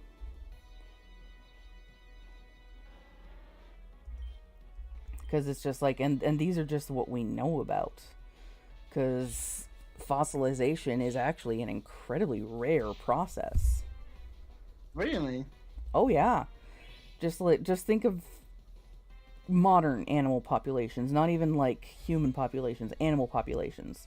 You have, in a good healthy population, tens of thousands of individuals. And it is incredibly rare for us to find more than a handful of fossilized individuals. I always thought it was common. Oh no. No, fossilization needs incredibly specific conditions to happen.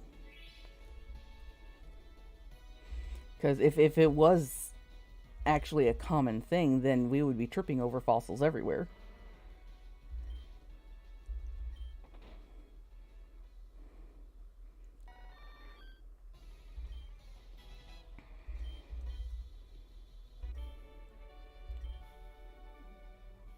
The soul badge. Ooh,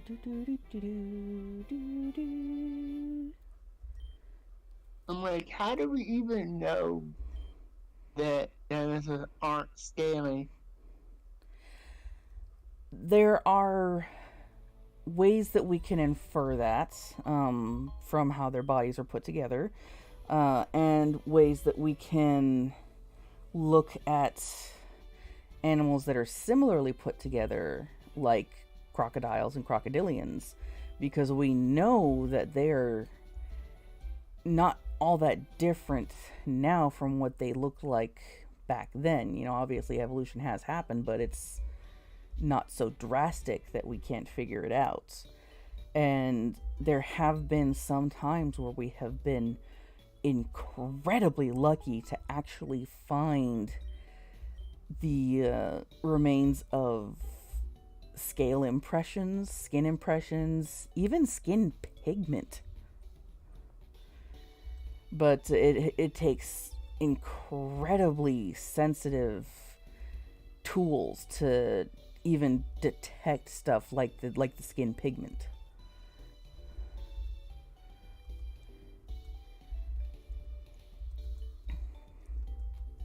And so it's just, you know, we've been studying fossils for over 100, 200 years. And it's just knowledge that we've figured out or been lucky enough to figure out over the course of time as technology advances.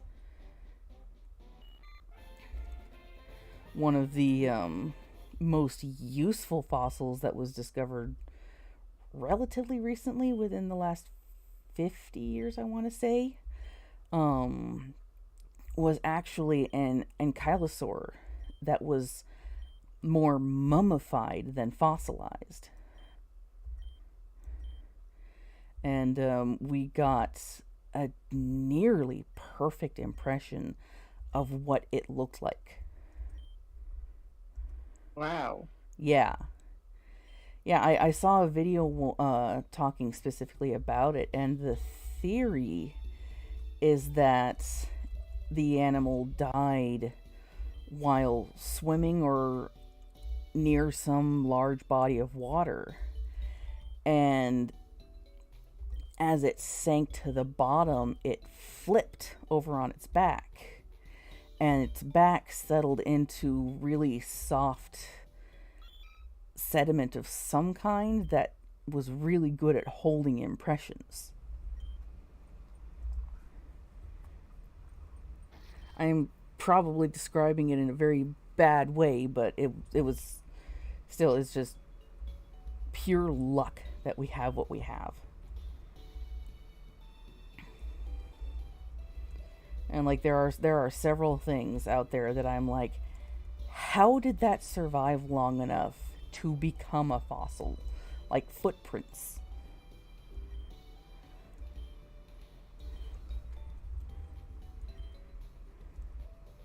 Like, Hmm? I'm like, now, I'm asking you and the others in the city, is it possible for us to do Jurassic Park? And they said no. And I've been rethinking that. I don't think it's possible, even with the technology. It is not possible because everything has a shelf life, basically. And or is half some sort of life time that, you know, it can only survive for so long before decaying into nothingness. And, you know, while DNA can survive for hundreds of thousands of years, it cannot survive for tens of millions of years. And so even if we develop the technology to revive or clone animals that are extinct, we would need either an incredibly well preserved sample or an incredibly recent sample.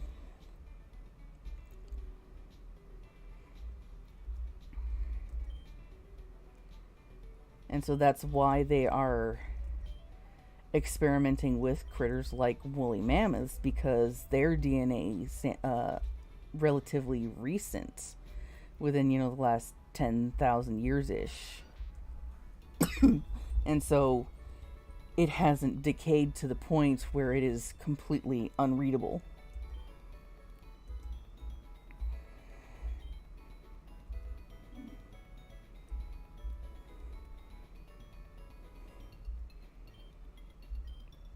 I'm not sure that's such a good idea. You know, it's hard to say. No, the reason I don't think it's a good idea is because the climate from the woolly mammoth around is very different from what it is now. Well, I don't think the experiments are to fully bring it back to being extant. It's just, you know, to study them and what they were like, and learn more about evolution and our, you know, the history of our world. Yeah, I always thought, oh, when they bring the species back, they're bringing it back to life fully. That's what I always thought. Yeah, unless they're trying to revive modern species like rhinos, I highly doubt they're going to try and bring them back into the environment, because at that point they would very likely be an invasive species. An invasive species?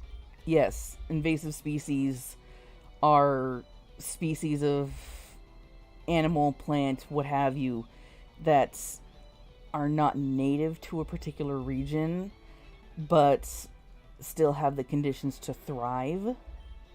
And that is a problem, because there isn't anything to keep them in check. Like, I mean, the mammoth predators went extinct too, so... Yeah, so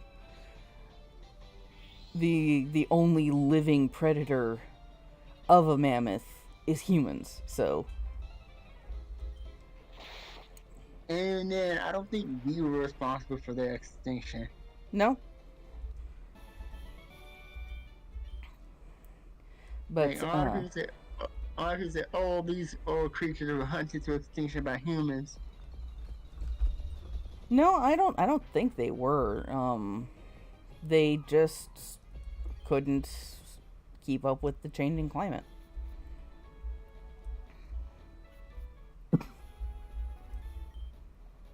That's more likely.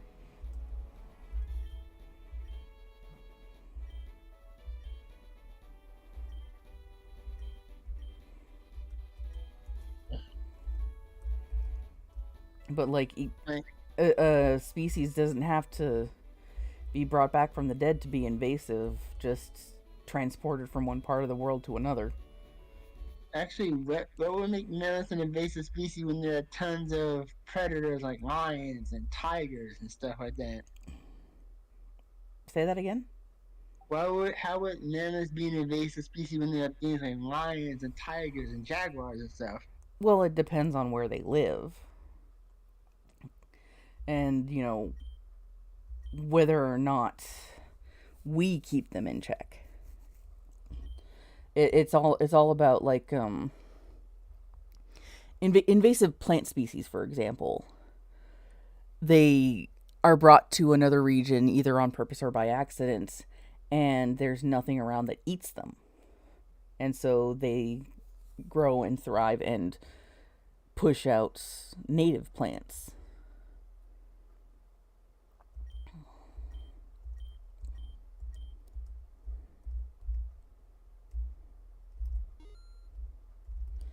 I'm not gonna get this in time. And then there's some things that just go haywire, Yeah. like the Paraiba. I don't know that. It's basically the vegetarian equivalent of the piranha. Ah. Oh, Or yes, okay. it was. And then, due to invasive plant species, there was a region that they were introduced to, not only to control like the plants and everything, but also just introduced as a food source. But the problem is they did their job too well, and with the Mm-hmm. lack of plants to keep the booming population in check, they started eating other things, Well, and other very unpleasant things. also there's species of ivy. I think it's actually called choking ivy that will literally choke the life out of plants that it grows on. Or here in the Pacific Northwest where I live, blackberry bushes are an invasive species, and they are ridiculously difficult to get rid of. What about those hornets I've heard so much about? Those, I think, were on their way to becoming an invasive species, but they either died out or mixed with local insects. I don't remember. Either way, they turned out to be not as dangerous as everyone was making them out to be. Like the murder hornets? Yeah.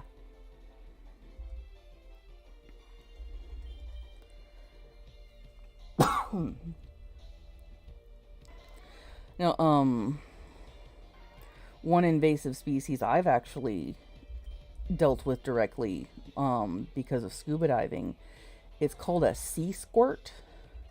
And it, again, has no native predators in this area, and so it was growing out of control.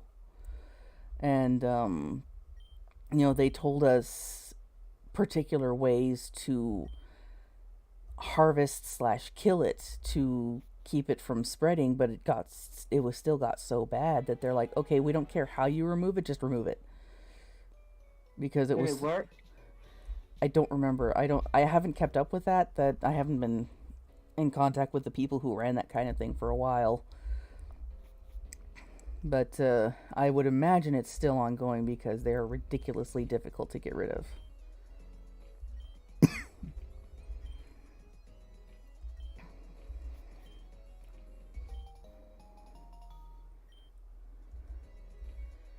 Well, I should find out who owns this Chansey.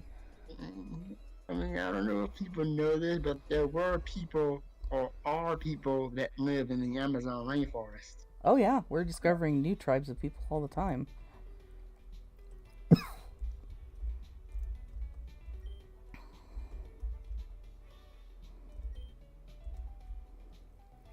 No, there are several isolated tribes that still really don't know anything about the outside world because the Amazon is so dense. I think the only isolated tribe in general that does know about the outside world are the Sentinelese, and I think that's pretty much it. I don't Yeah. remember. Whoever is making the sprites for the Mr. Mime fusions clearly does not like Mr. Mime. Are they being like nightmare fuel or something? Well, I just tried Mr. Mime and Ditto. Oh, I'll bet. Oh.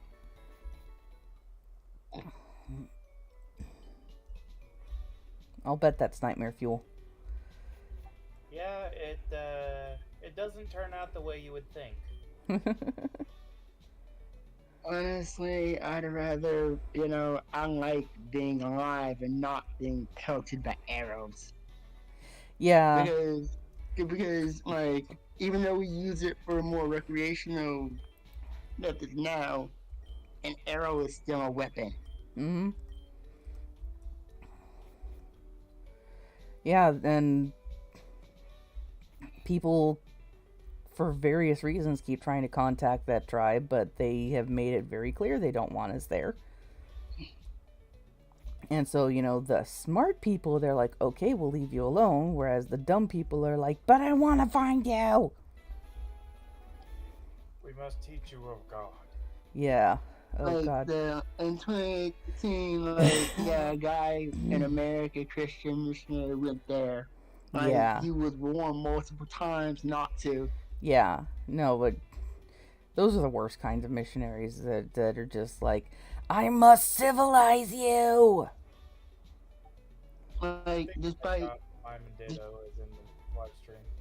Yeah, he was warned many, many, many times not to go to the island, and he went anyway. Mm-hmm. Like, his death is out on him. Mm-hmm. I mean, like, if I'm callous or anything, but it's true. No, anyone that stupid deserves what they get from their own stupidity. Okay, I have no idea where the person who owns this chancy is supposed to be. Like, yeah, from what I was reading, he called the island like Satan's last stronghold or whatever. I'm like, wow. Yeah. I thought we moved away from that kind of thinking. Oh, dear God, no. Oh dear God, what? Like, I'm talking about, like, John Amatal went to North Sentinel Island, and he, like, saw it as, like, Satan's last stronghold. I'm like, you would think we would move away from that sort of thinking. Nope. Oh, no, that way of thinking is still very much prevalent, unfortunately. Like,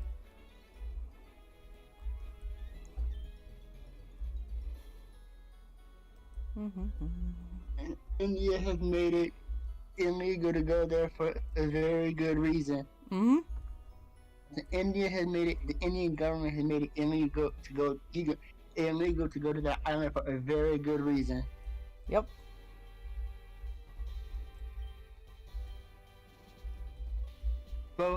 I see it as a win-win for both sides.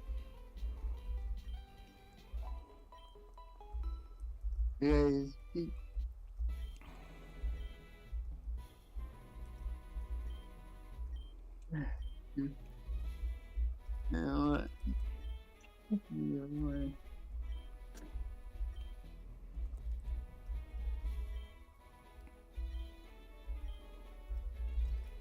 Trying to find a specific person. I don't know where they are.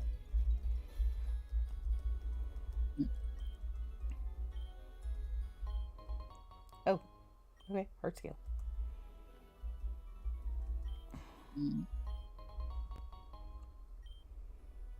Yeah, I'm like, you think we learned the lessons from the Native Americans? Oh, honey.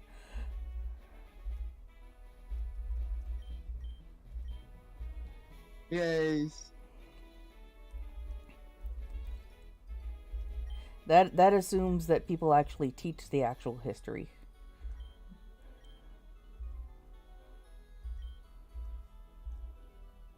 Now that is a whole ball of wax that I really don't want to get into.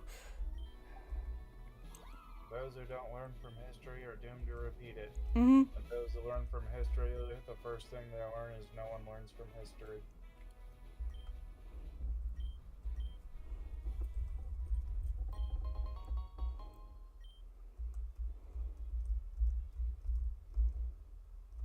Where is this person? Good grief. Figured they'd just be in town, but I guess not.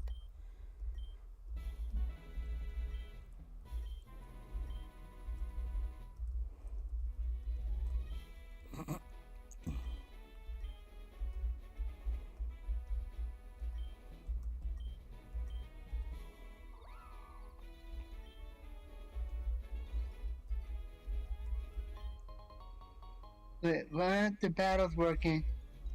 Because I'm saying no. I thought it said yeah. It said yes. I don't want to. I'm looking for something. No, I'm saying it looks like it said you picked yes. Oh no, I'm hitting the back button basically. Oh, okay.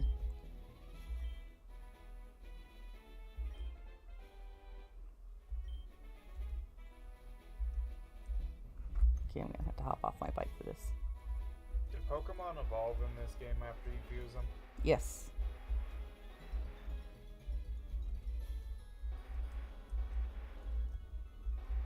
I'm just trying to figure out how that would work.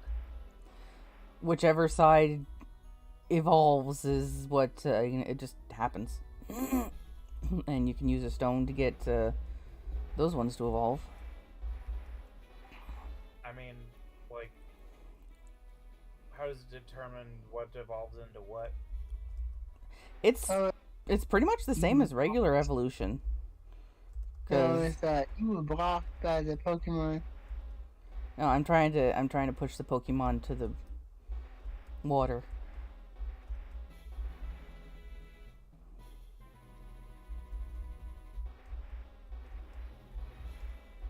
Well, I mean, like, let's say you fuse together, like, Charmander and Bulbasaur that both evolve at the same levels, and then what do you get from that? Yeah, I don't know what happens if they evolve at the same levels, but with my teams, they just moved on to the next fusion, because like I had team that was mostly Eevees, and fused them, and then whatever they were fused with evolved and moved on to the next one, and then when I used the stone to get the Eevee to evolve, that it just just happened.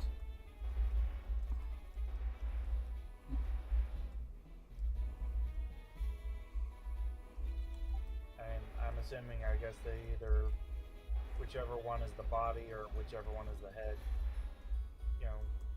whatever the game chooses is the one that evolves. I think they both just evolve.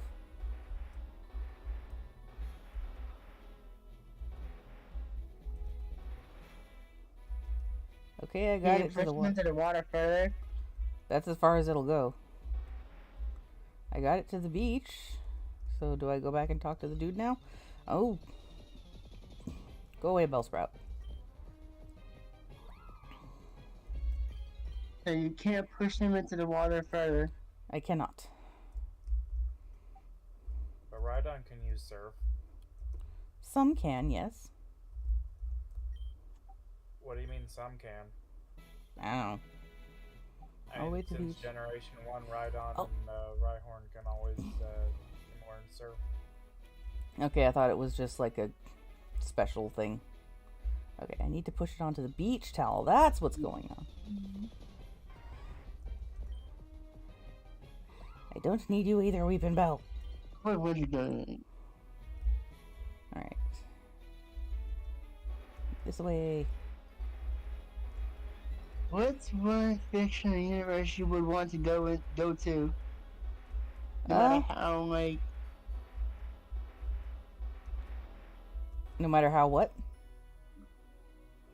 no matter how dangerous xenophobic the inhabitants are, or friendly. Either Pokemon or My Little Pony. Because, like, yeah, when. Like, if Okay, you really think about it, Equestria is just as dangerous as Earth is, if not more so. yeah. And I mean, living in a society where once you figure out what your special skill is, you get to do that for the rest of your life, that's pretty appealing.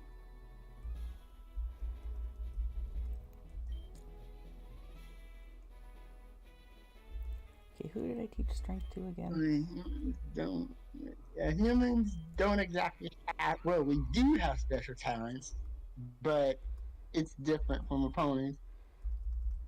Yes, and regardless of a person's special talent, they're not always encouraged to use it.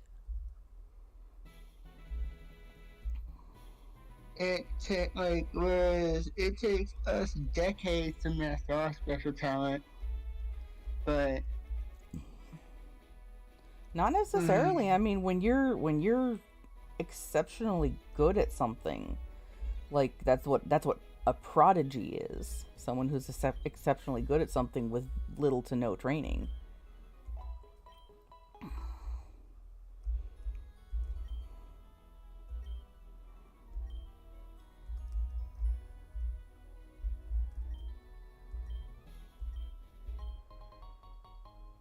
mhm.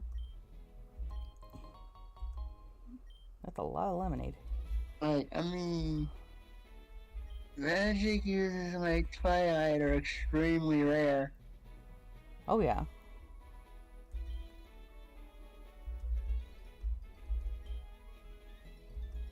I've been thinking as Shadow Player, I feel like it was stupid to bring back Star Swirl. Why? Because she completely overlooked the Pony of Shadows. She didn't know about the Pony of Shadows.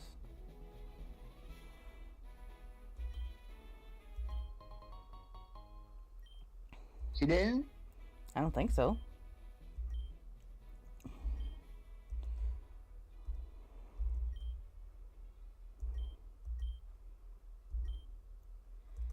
I mean,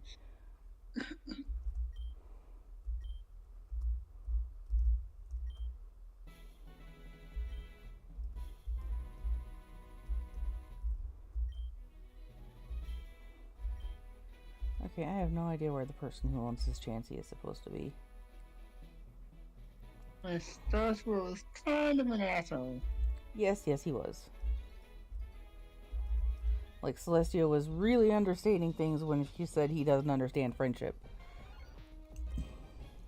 Understating things? Yeah. Like, I always thought, yeah, he was.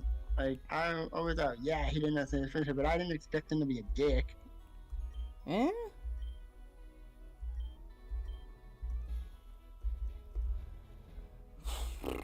Okay. I don't have one The yet. whole, that whole once a villain, always a villain thing might be true in some cases. Like with Chrysalis, Cozy Glow, and Tyrek.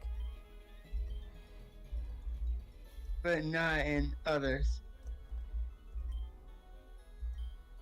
I don't see. Yeah, I don't condone what Starlight Glimmer did in her town. I didn't see her as necessarily evil. No, she wasn't evil. She was traumatized. Yeah, like I saw like villains are inside of her and Trixie. I didn't see them as evil. No. No, they weren't evil. That's why I use the word antagonists for them instead of villains.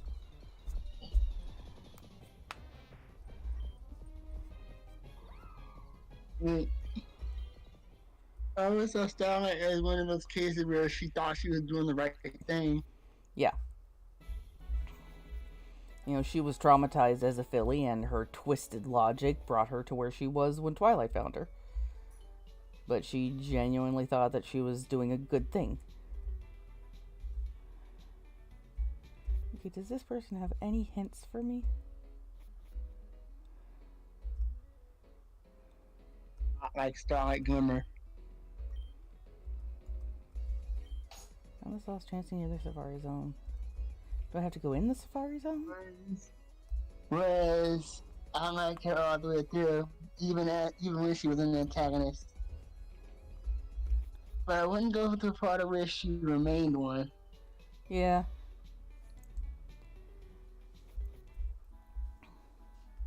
Well, let's go into the Safari Zone then. Like, and Trixie, I think she was just dealt a bad hand in life.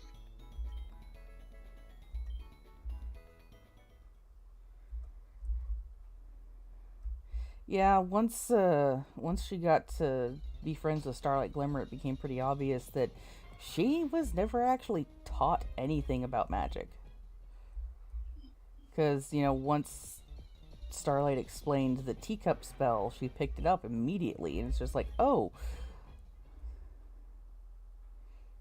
Like, Where did my boyfriend Eric go? Okay. I condone her access to the main six. No, but they weren't innocent either.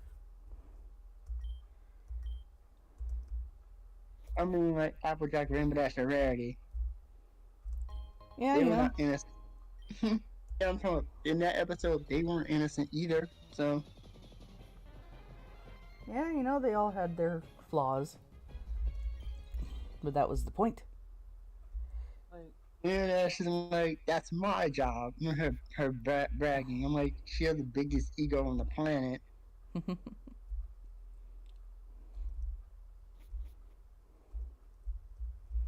course, that was also the early seasons when they hadn't quite learned all of their lessons and stuff like humility.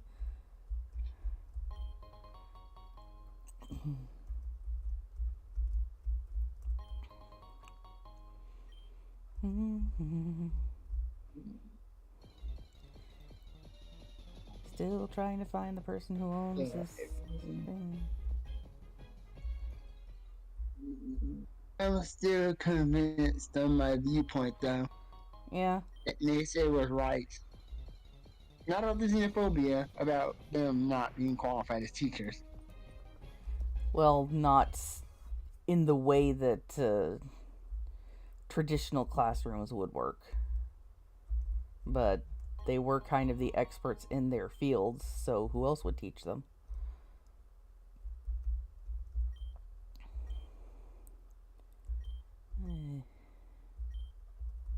Wait, 4,000? Don't you have... I don't know how much I have. I have 61,000, so.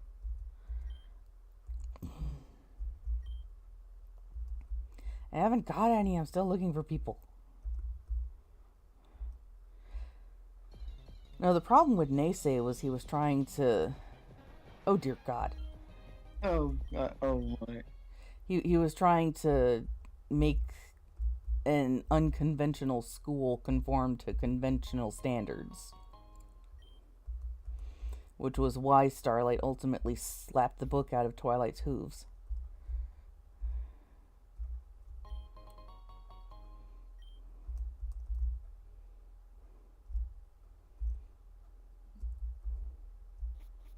Because what works for one thing doesn't always work for another thing.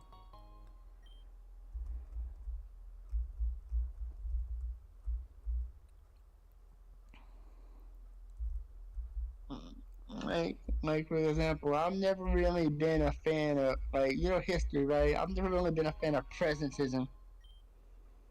Of what? Presentism. I don't know what that is. Judging a past society or culture by modern standards. Oh, yes. No, I definitely agree with that. That is not something that we should do. Like, yes, we should be aware that's how things were at the time, but that still doesn't justify things. Like, basically, yes, we know the Romans practiced slavery, right? Mm-hmm. But I'm willing to bet it was only the ultra wealthy that did. Actually, no. Pretty common people had slaves too. But, Hmm. they had their justifications for it. And in their minds, there I mean, was... In their minds, it was a perfectly moral thing. I've always found like past human slavery is not like the way some did it, whereas we only did it for like economic reasons. Sandra was just an asshole. Oh, yeah. Sombra wanted minions. Whereas humans just want to make money. One could argue both are evil. Yeah. No, no, I'm not. I'm not denying that. As the saying goes, the love of money is the root of all evil.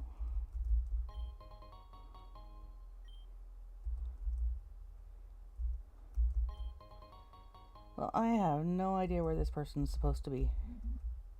I might see if there's a thing somewhere that, like a walkthrough.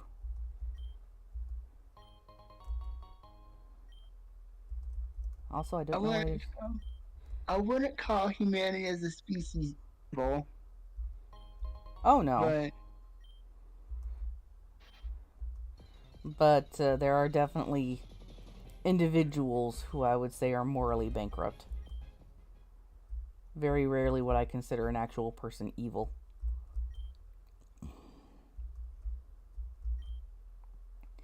There you are! There's only one person who I consider evil, and he who shall not be named. Yeah. Voldemort? No. No. Let me guess, he was just arrested on indictments?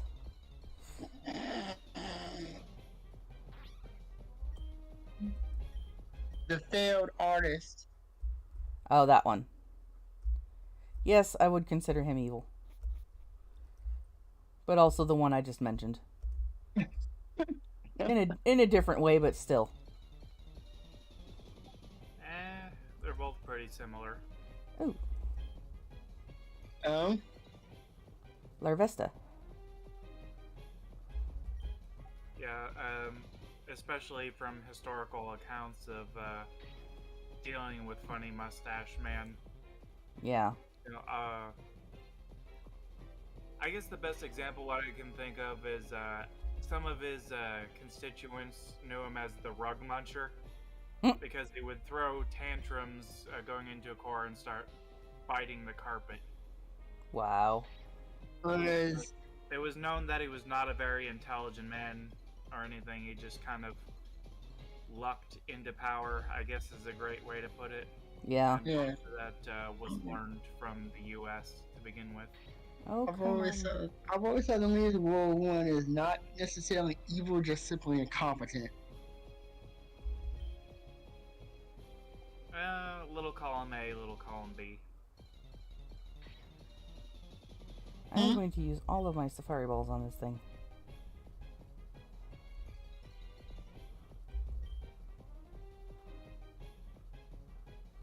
There's an area of France that's still uninhabitable. Oh, yeah. You know, all that time has passed. And they are constantly unearthing bombs from World War II all across Europe.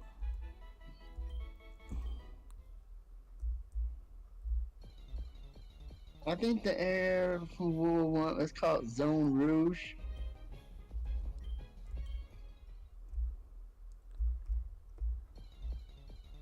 That I do not know. It's a portion of France that's still uninhabitable to this day. I assume because of planted mines. Probably. That's a problem all over the world.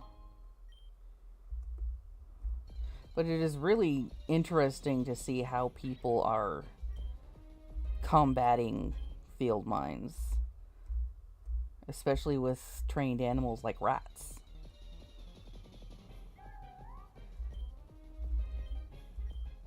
And it's just like... other oddities like penguins. Penguins? Oh, Not necessarily used in the fight, but there is an island of penguins that has gotten overrun because all the mines in the ground, the penguins themselves are too light to set off, but their predators aren't. Huh. Interesting. So they're basically just free to live their lives because everything that would eat them is just going to explode. That is actually hilarious.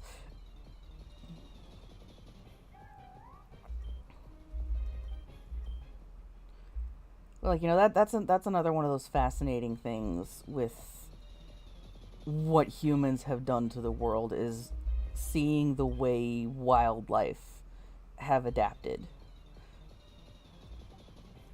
Nature finds a way. Yes. yeah. I find a way. Like mealworms are recently discovered to be able to eat styrofoam. Yep, because they can process wax. Yeah, and there are several species of fungus and other similar creatures that can thrive in radiation thanks to Chernobyl. Well, fungus is a whole other beast of creature. Yes. It's basically primordial life, so it can just be whatever the hell it wants to. Yeah. I watched this series from a guy called Jeremy Wade, who I don't remember if it was the specific series where he goes all over the world catching freshwater fish related to yeah.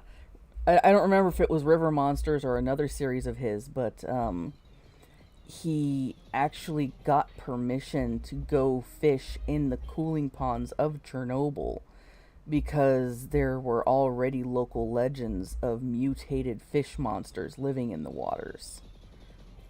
Were they? Not the way that the legends said.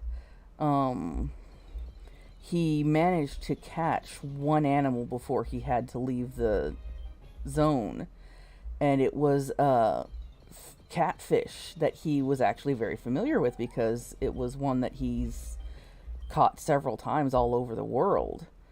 And it was actually smaller than it should have been because of the radiation.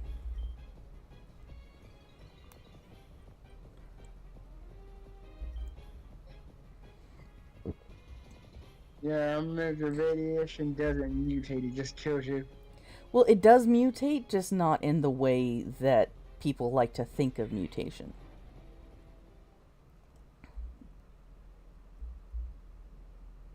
Because, like, the catfish that he caught that was smaller than it should have been, that is considered a mutation because it is abnormal. But the general populace, when they think mutation, they tend to think of X-Men or The Thing.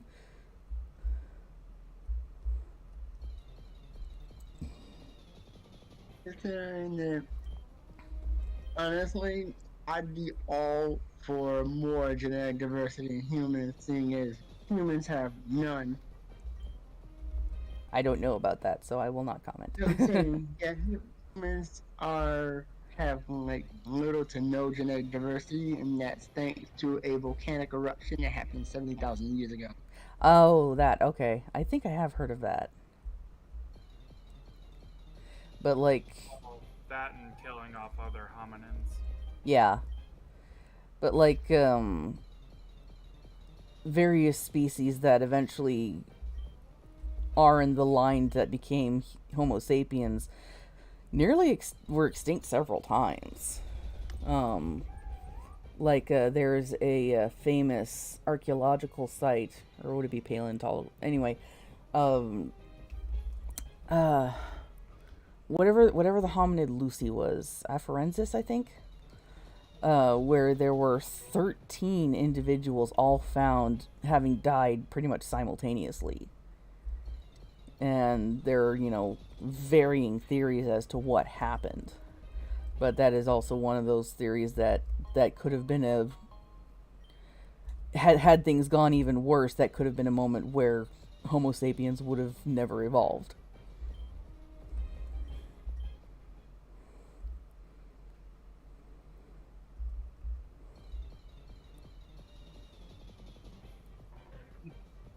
It's wearing a fuzzy neck.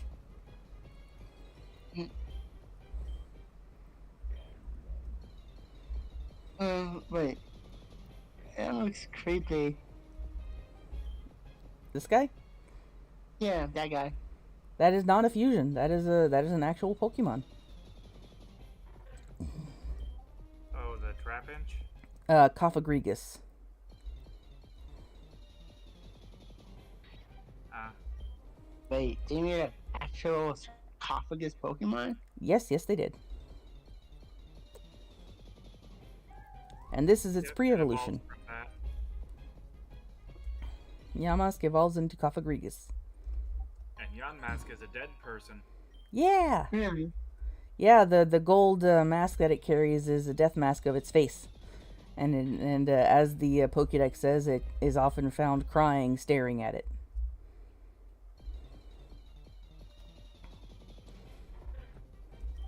Imagine if that was somebody recognized. So basically, your mask is effectively a mummy. Pretty much. It's just amazing how morbid Pokédex entries can get. It's just like, okay, I get that most of the fan base are adults these days, but it is ostensibly for children. Yeah. Just imagine if they decided, screw it, we'll go dark. And then, like, created basically a mature Pokemon series that highlights some of the darker stuff. I know. Like, I always thought, like, Generation 5 was post-apocalyptic since we don't know what caused Equestria's collapse. Okay, we're back to My Little Pony. Okay, I was like Gen 5 of Pokemon? Yeah, the first episode that comes to my mind, just because Yamask is on the screen and bringing it up. Yeah, Like, wait. they find one and have to, and they want to investigate why the mask it carries looks like Ash. Is there a third They find out evolution? it's his dad. There is not a third evolution, no. There is an alternate form, which came with Sword and Shield, the regional variants. But that's more like runic stones. Okay, I kind of want to get out of here now. Where am I? I'm lost. I don't want to get any more Yamask. Go away. Yay, I found my way out. Thank God.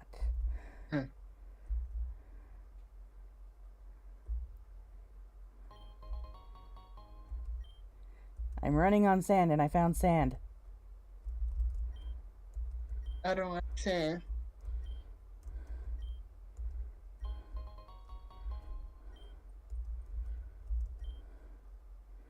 Yeah, I think that's how it goes. It gets everywhere. Okay, what do you have? You have sand. Okay, I don't need to give you sand then.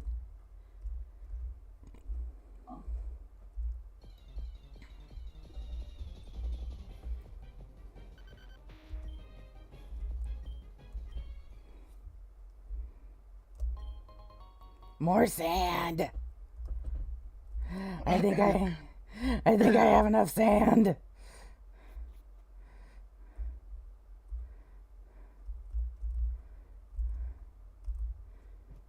Mr. Sandman, please go away.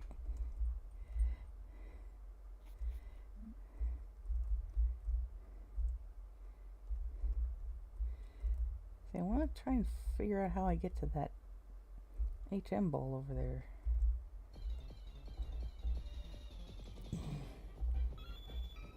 It's all swirly. Arthur. Sometimes I can roll my R's, sometimes I can't. I don't know why.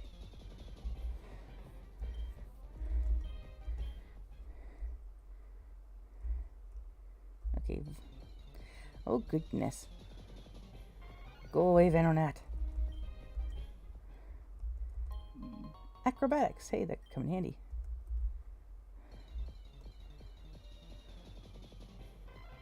Eggs.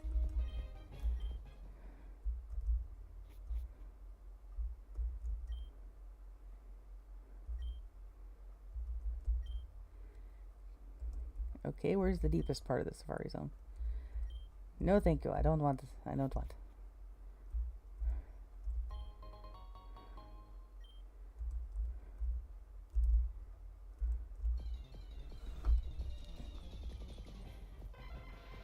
It's pink and drippy.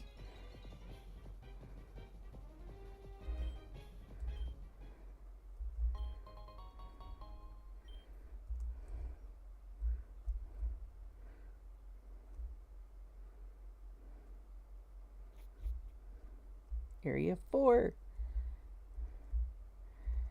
I'm just waiting for them to announce that I'm done. Oh, hey. I won. Oh, nice. That is helpful. You need the badge from Saffron City in order to use it. I don't think I have that one.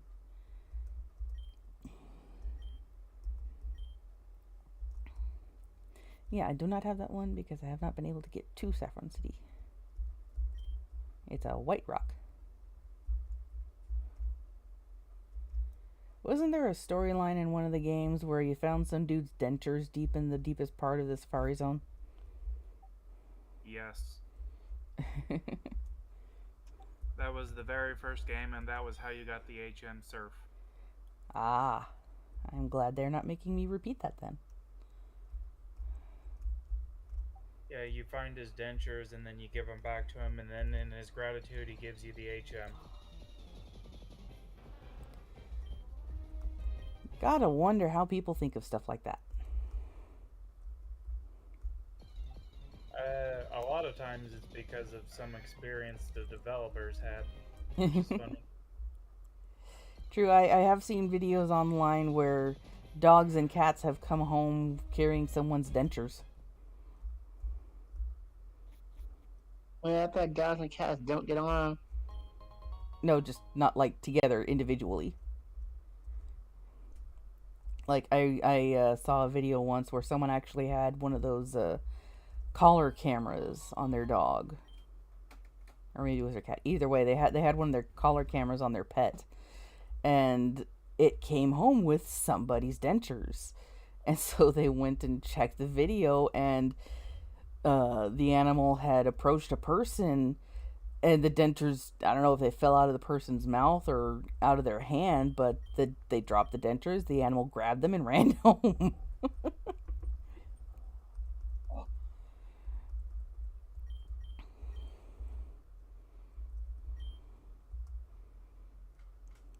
Let's go with this. But it's just like, it is so funny, the random things that especially cats will find while they're out and about and bring home. My sister, when she was living in Wyoming, had a cat who was a very good hunter and was regularly bringing home birds and rodents and stuff, but he would actually eat the whole thing instead of just leaving it as a present. And one day she went outside to find the remains of a pheasant. Wait, bird? Yes, a pheasant. A pheasant is a very large game bird. And to this day, we do not know if he caught it or if he stole it from a hunter. And it's just gonna be one of those enduring mysteries, like, where did you get that? But he ate everything he possibly could, and all that was left were feathers and bones.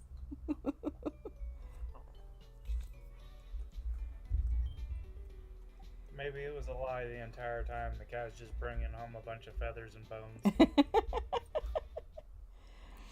No, he was a very good hunter, and he was very smart.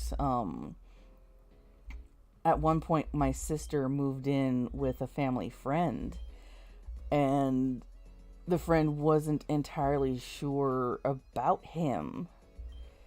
So, the first night they were there, he managed to catch 3 mice in the house. And, he left the tails of the mice in a neat little pile in the kitchen. Now, normally he would have eaten them, but he was such a smart cat that he knew that if if he didn't come up with a reason to stay, he would probably be rehomed. And so, yeah, for some reason, after discovering that there were mice in the house, she was perfectly happy with him there.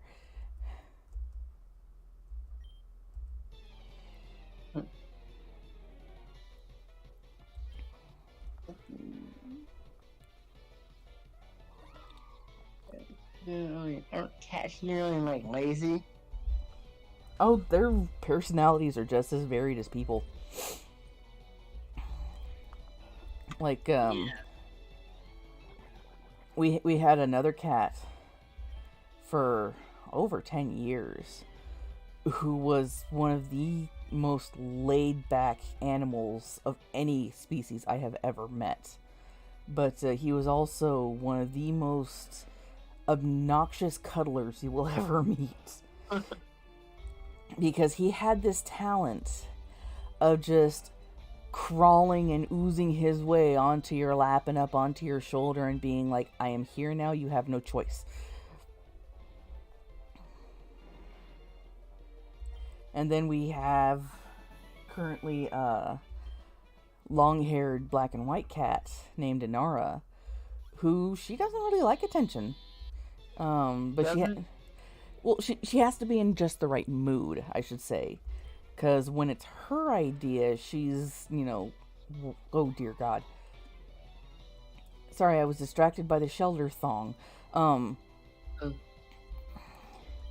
Inara has to be in just the right mood, so, when it's her idea, she's cuddly and she's purry and all that, but when it's not idea, she's just like, I am going to the other room, you do not follow me. And if you do, she'll just run away again.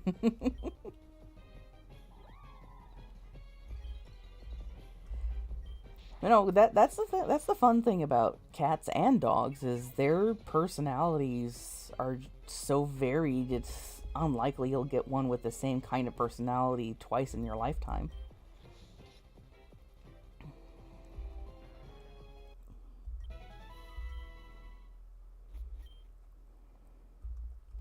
I think generally the misunderstanding about cats comes from dog people. Because cats communicate in pretty much the exact opposite way that dogs do. Because, like, a dog, a wagging tail, 99% of the time means, hey, happy, pet me. With a cat, 99% of the time it means, I am angry, leave me alone.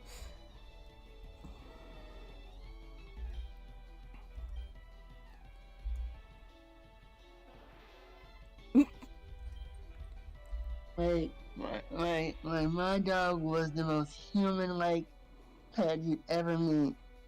Yeah? Like, she even like, ate table food despite us not trying to do it. Give it to her. Well, I mean, as long as it's not the only thing they're eating, human food every now and then is not gonna hurt them. But like this, like many things, moderation is key.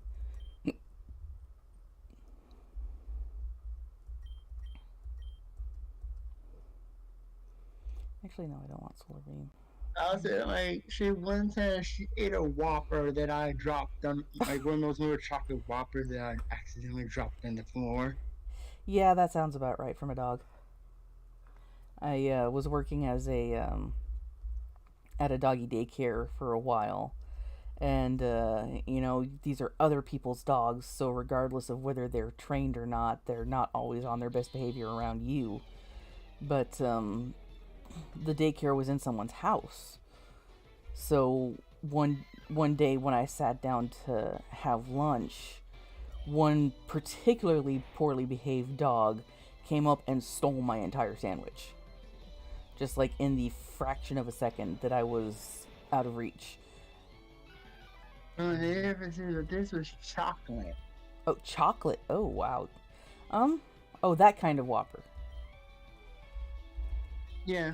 Well, just a couple aren't gonna hurt the dog. Like, yes, chocolate is not necessarily good for dogs, but it's not like arsenic.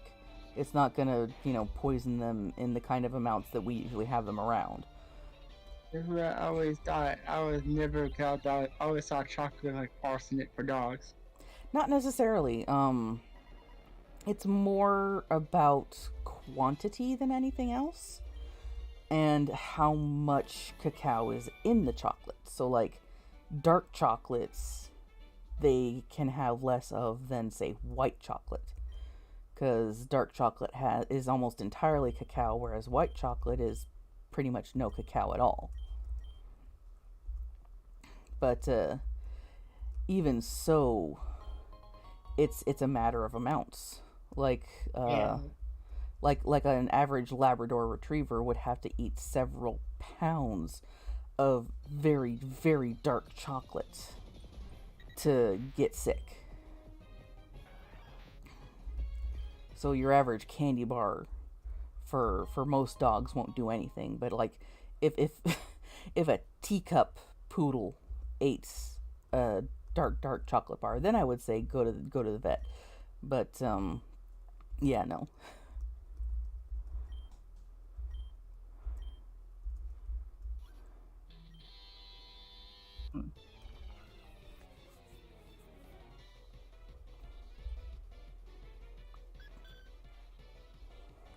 Yeah, I didn't even think dogs could get cancer.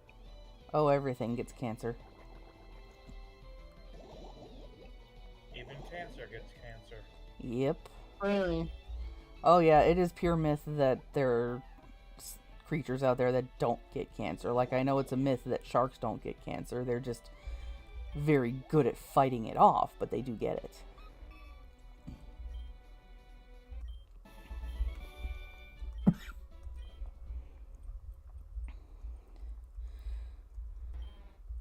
No, I am with my father in the belief that cancer is definitely the spawn of Satan.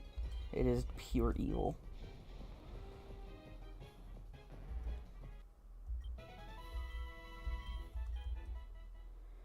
Cancer was what... No, that honor goes to malaria. That honor goes to malaria. The problem... The thing about cancer, though, is it strikes anywhere. Malaria has to be transmitted in a specific way. Malaria is a close second, but no, cancer is pure evil.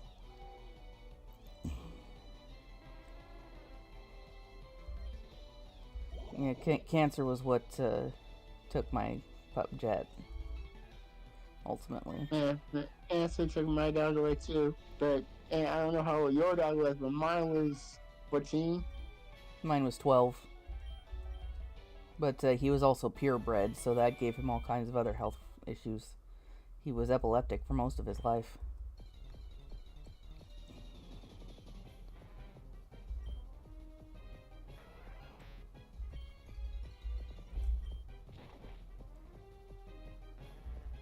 Yeah, I'd rather have the doggo put down than have her spend her final years suffering.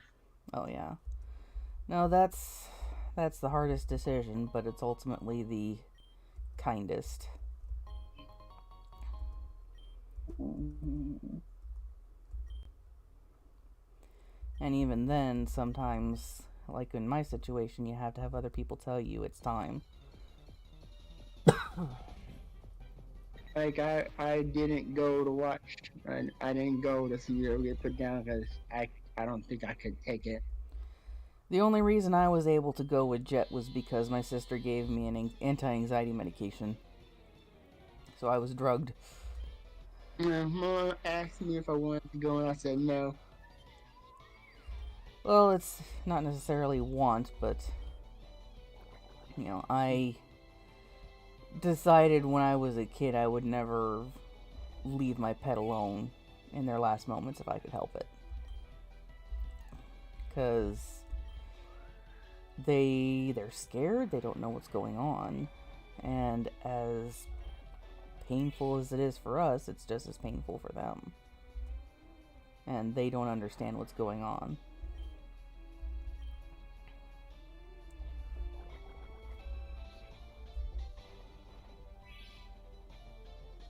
But I've seen posts shared now and then of basically veterinarians begging people to have at least one family member stay with the animal because that makes their last moments that much less scary.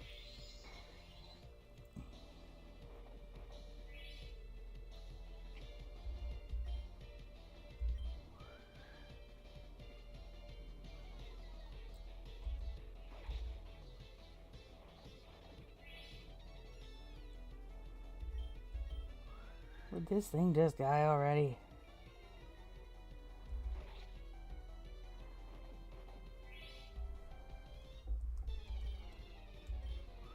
Okay, that should be the last hit.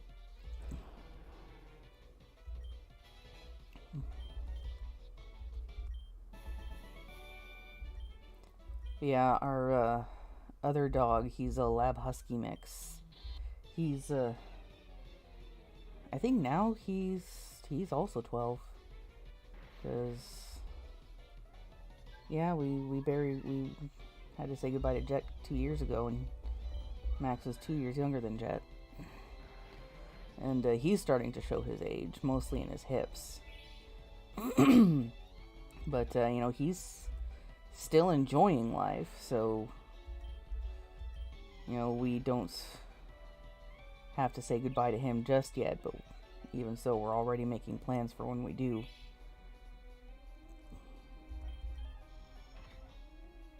We're hoping that with him we'll have enough time to actually plan, because with Jet we didn't. One day Jet was just fading, and we're fairly certain he had a gastrointestinal bleed, which is a death sentence in itself. And so we just had to basically do an emergency euthanization.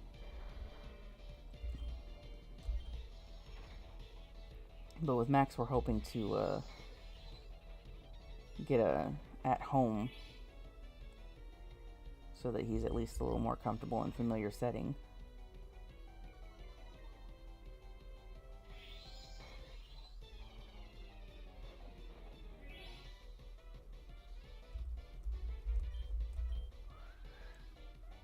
Also, this conversation took a very sad turn. I'm not sure how.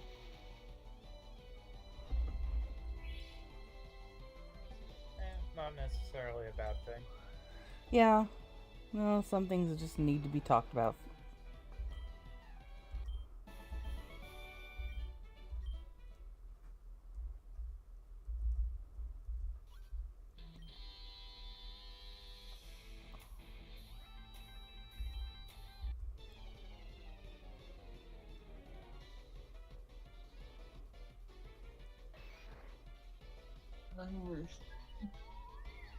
Hmm? I'm trying to think, honestly, what is up with the Bermuda Triangle? I don't know. No, it's literally not a joke. I'm trying to say, why do planes and ships disappear? I don't know. I think that's more of a myth than anything else these days, because especially with stuff like satellites, we're able to find more and more of the vessels that went missing.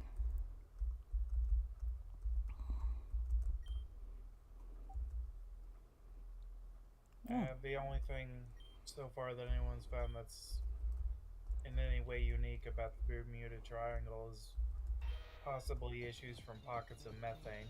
Oh, But other than that, it's not much different from any other place. yeah. And some people are fairly certain they found the remains of Amelia Earhart's airplane. Really? Yeah, that was another Mysteries at the Museum special that they did.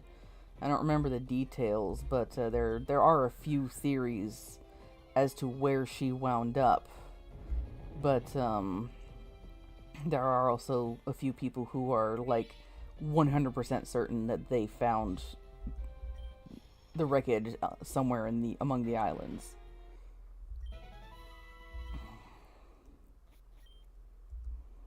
Honestly, I cannot recommend the show Mysteries at the Museum enough. It was fascinating, and there's like 23 seasons. So it's a nice long binge.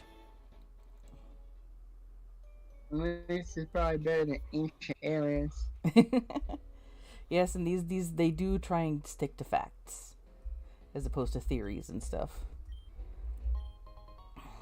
My only complaint about the show was how often the artifacts that they were talking about were only like tangentially related to the story they were telling, because so often they would be talking about a particular vehicle or weapon or what have you, and be like, this gun like the one that this person used, and it's just like, okay, if it's not actually the one this person used, why are we telling this specific story? It's just like there were so many episodes where it's like, we want to tell this story, but we don't have any artifacts from the story. Still a good show, though.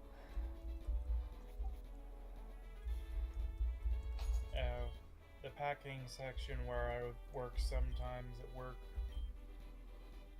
that's about the most miserable part of the job, is like getting stuck next to people that really have those kind of ideas. And there's a surprising number of people that really want to talk about moon landing conspiracies. Oh dear. Oh my god. Yeah. The moon landing was not a conspiracy. It actually happened. Well, and the show Adam Ruins Everything explained that it would, especially with the technology in the 1960s, it would have been impossible to fake as well as what we have. Yeah, I've tried saying that too, and I guess their answer for that is like lost civilization technology. Basically. Yeah, they talked about that on Adam Ruins Everything too, is these people get so wrapped up in the idea that there has to be a conspiracy that they start inventing technology that was way more advanced than what we actually used to get to the moon. And it's just like, okay, if we had technology like that, why did we fake it?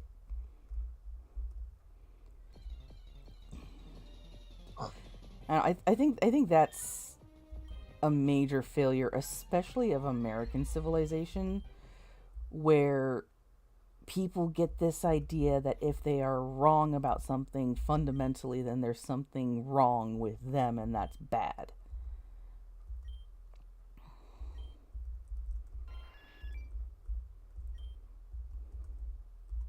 That's just the human species in general. But Yeah. The American educational system definitely exacerbates it to a Oh, yeah. ridiculous degree. I wouldn't say the human I wouldn't say it's a human species.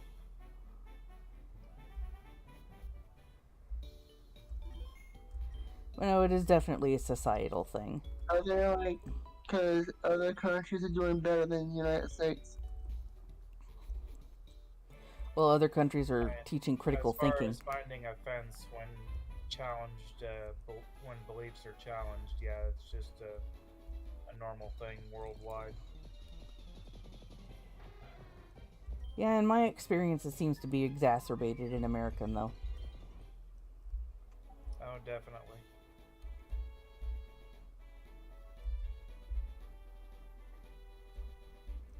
That's why this is why I hate why I don't watch TV. Well, TV can be very educational. I've mentioned several shows just during this stream that are, good for you. It just depends on what you watch and whether or not you're open to new information.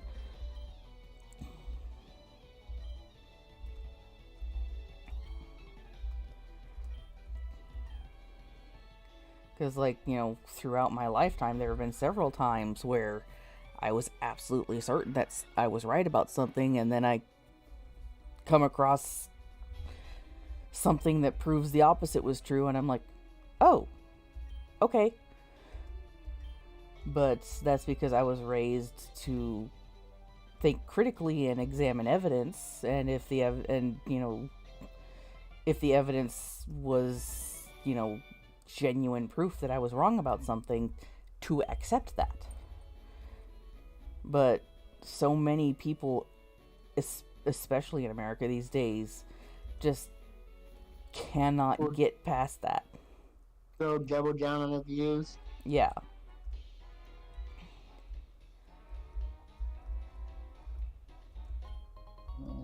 I hate politics. Yeah, I know. Okay, so my voice is hurting, and I'm about to launch into another part of the story, so I think this is a good place to stop for this stream. Yeah. See, how many badges do I have? You can join Hetty on Ark and just lose your voice screaming at whatever's eating you. No, thank you. I think I'll just go back to watching TV. Wait, how does one even join him on Ark? I don't know. And that's just kind of their thing. And after the last time I played Ark with everybody, I just, no. Well, I'm not going to subject that to myself again.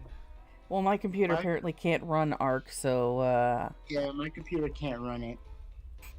My new computer probably can, but this one, no. Oh, well. Anyway, I am ending the stream, so say goodbye, everybody. Hey. Goodbye, everybody.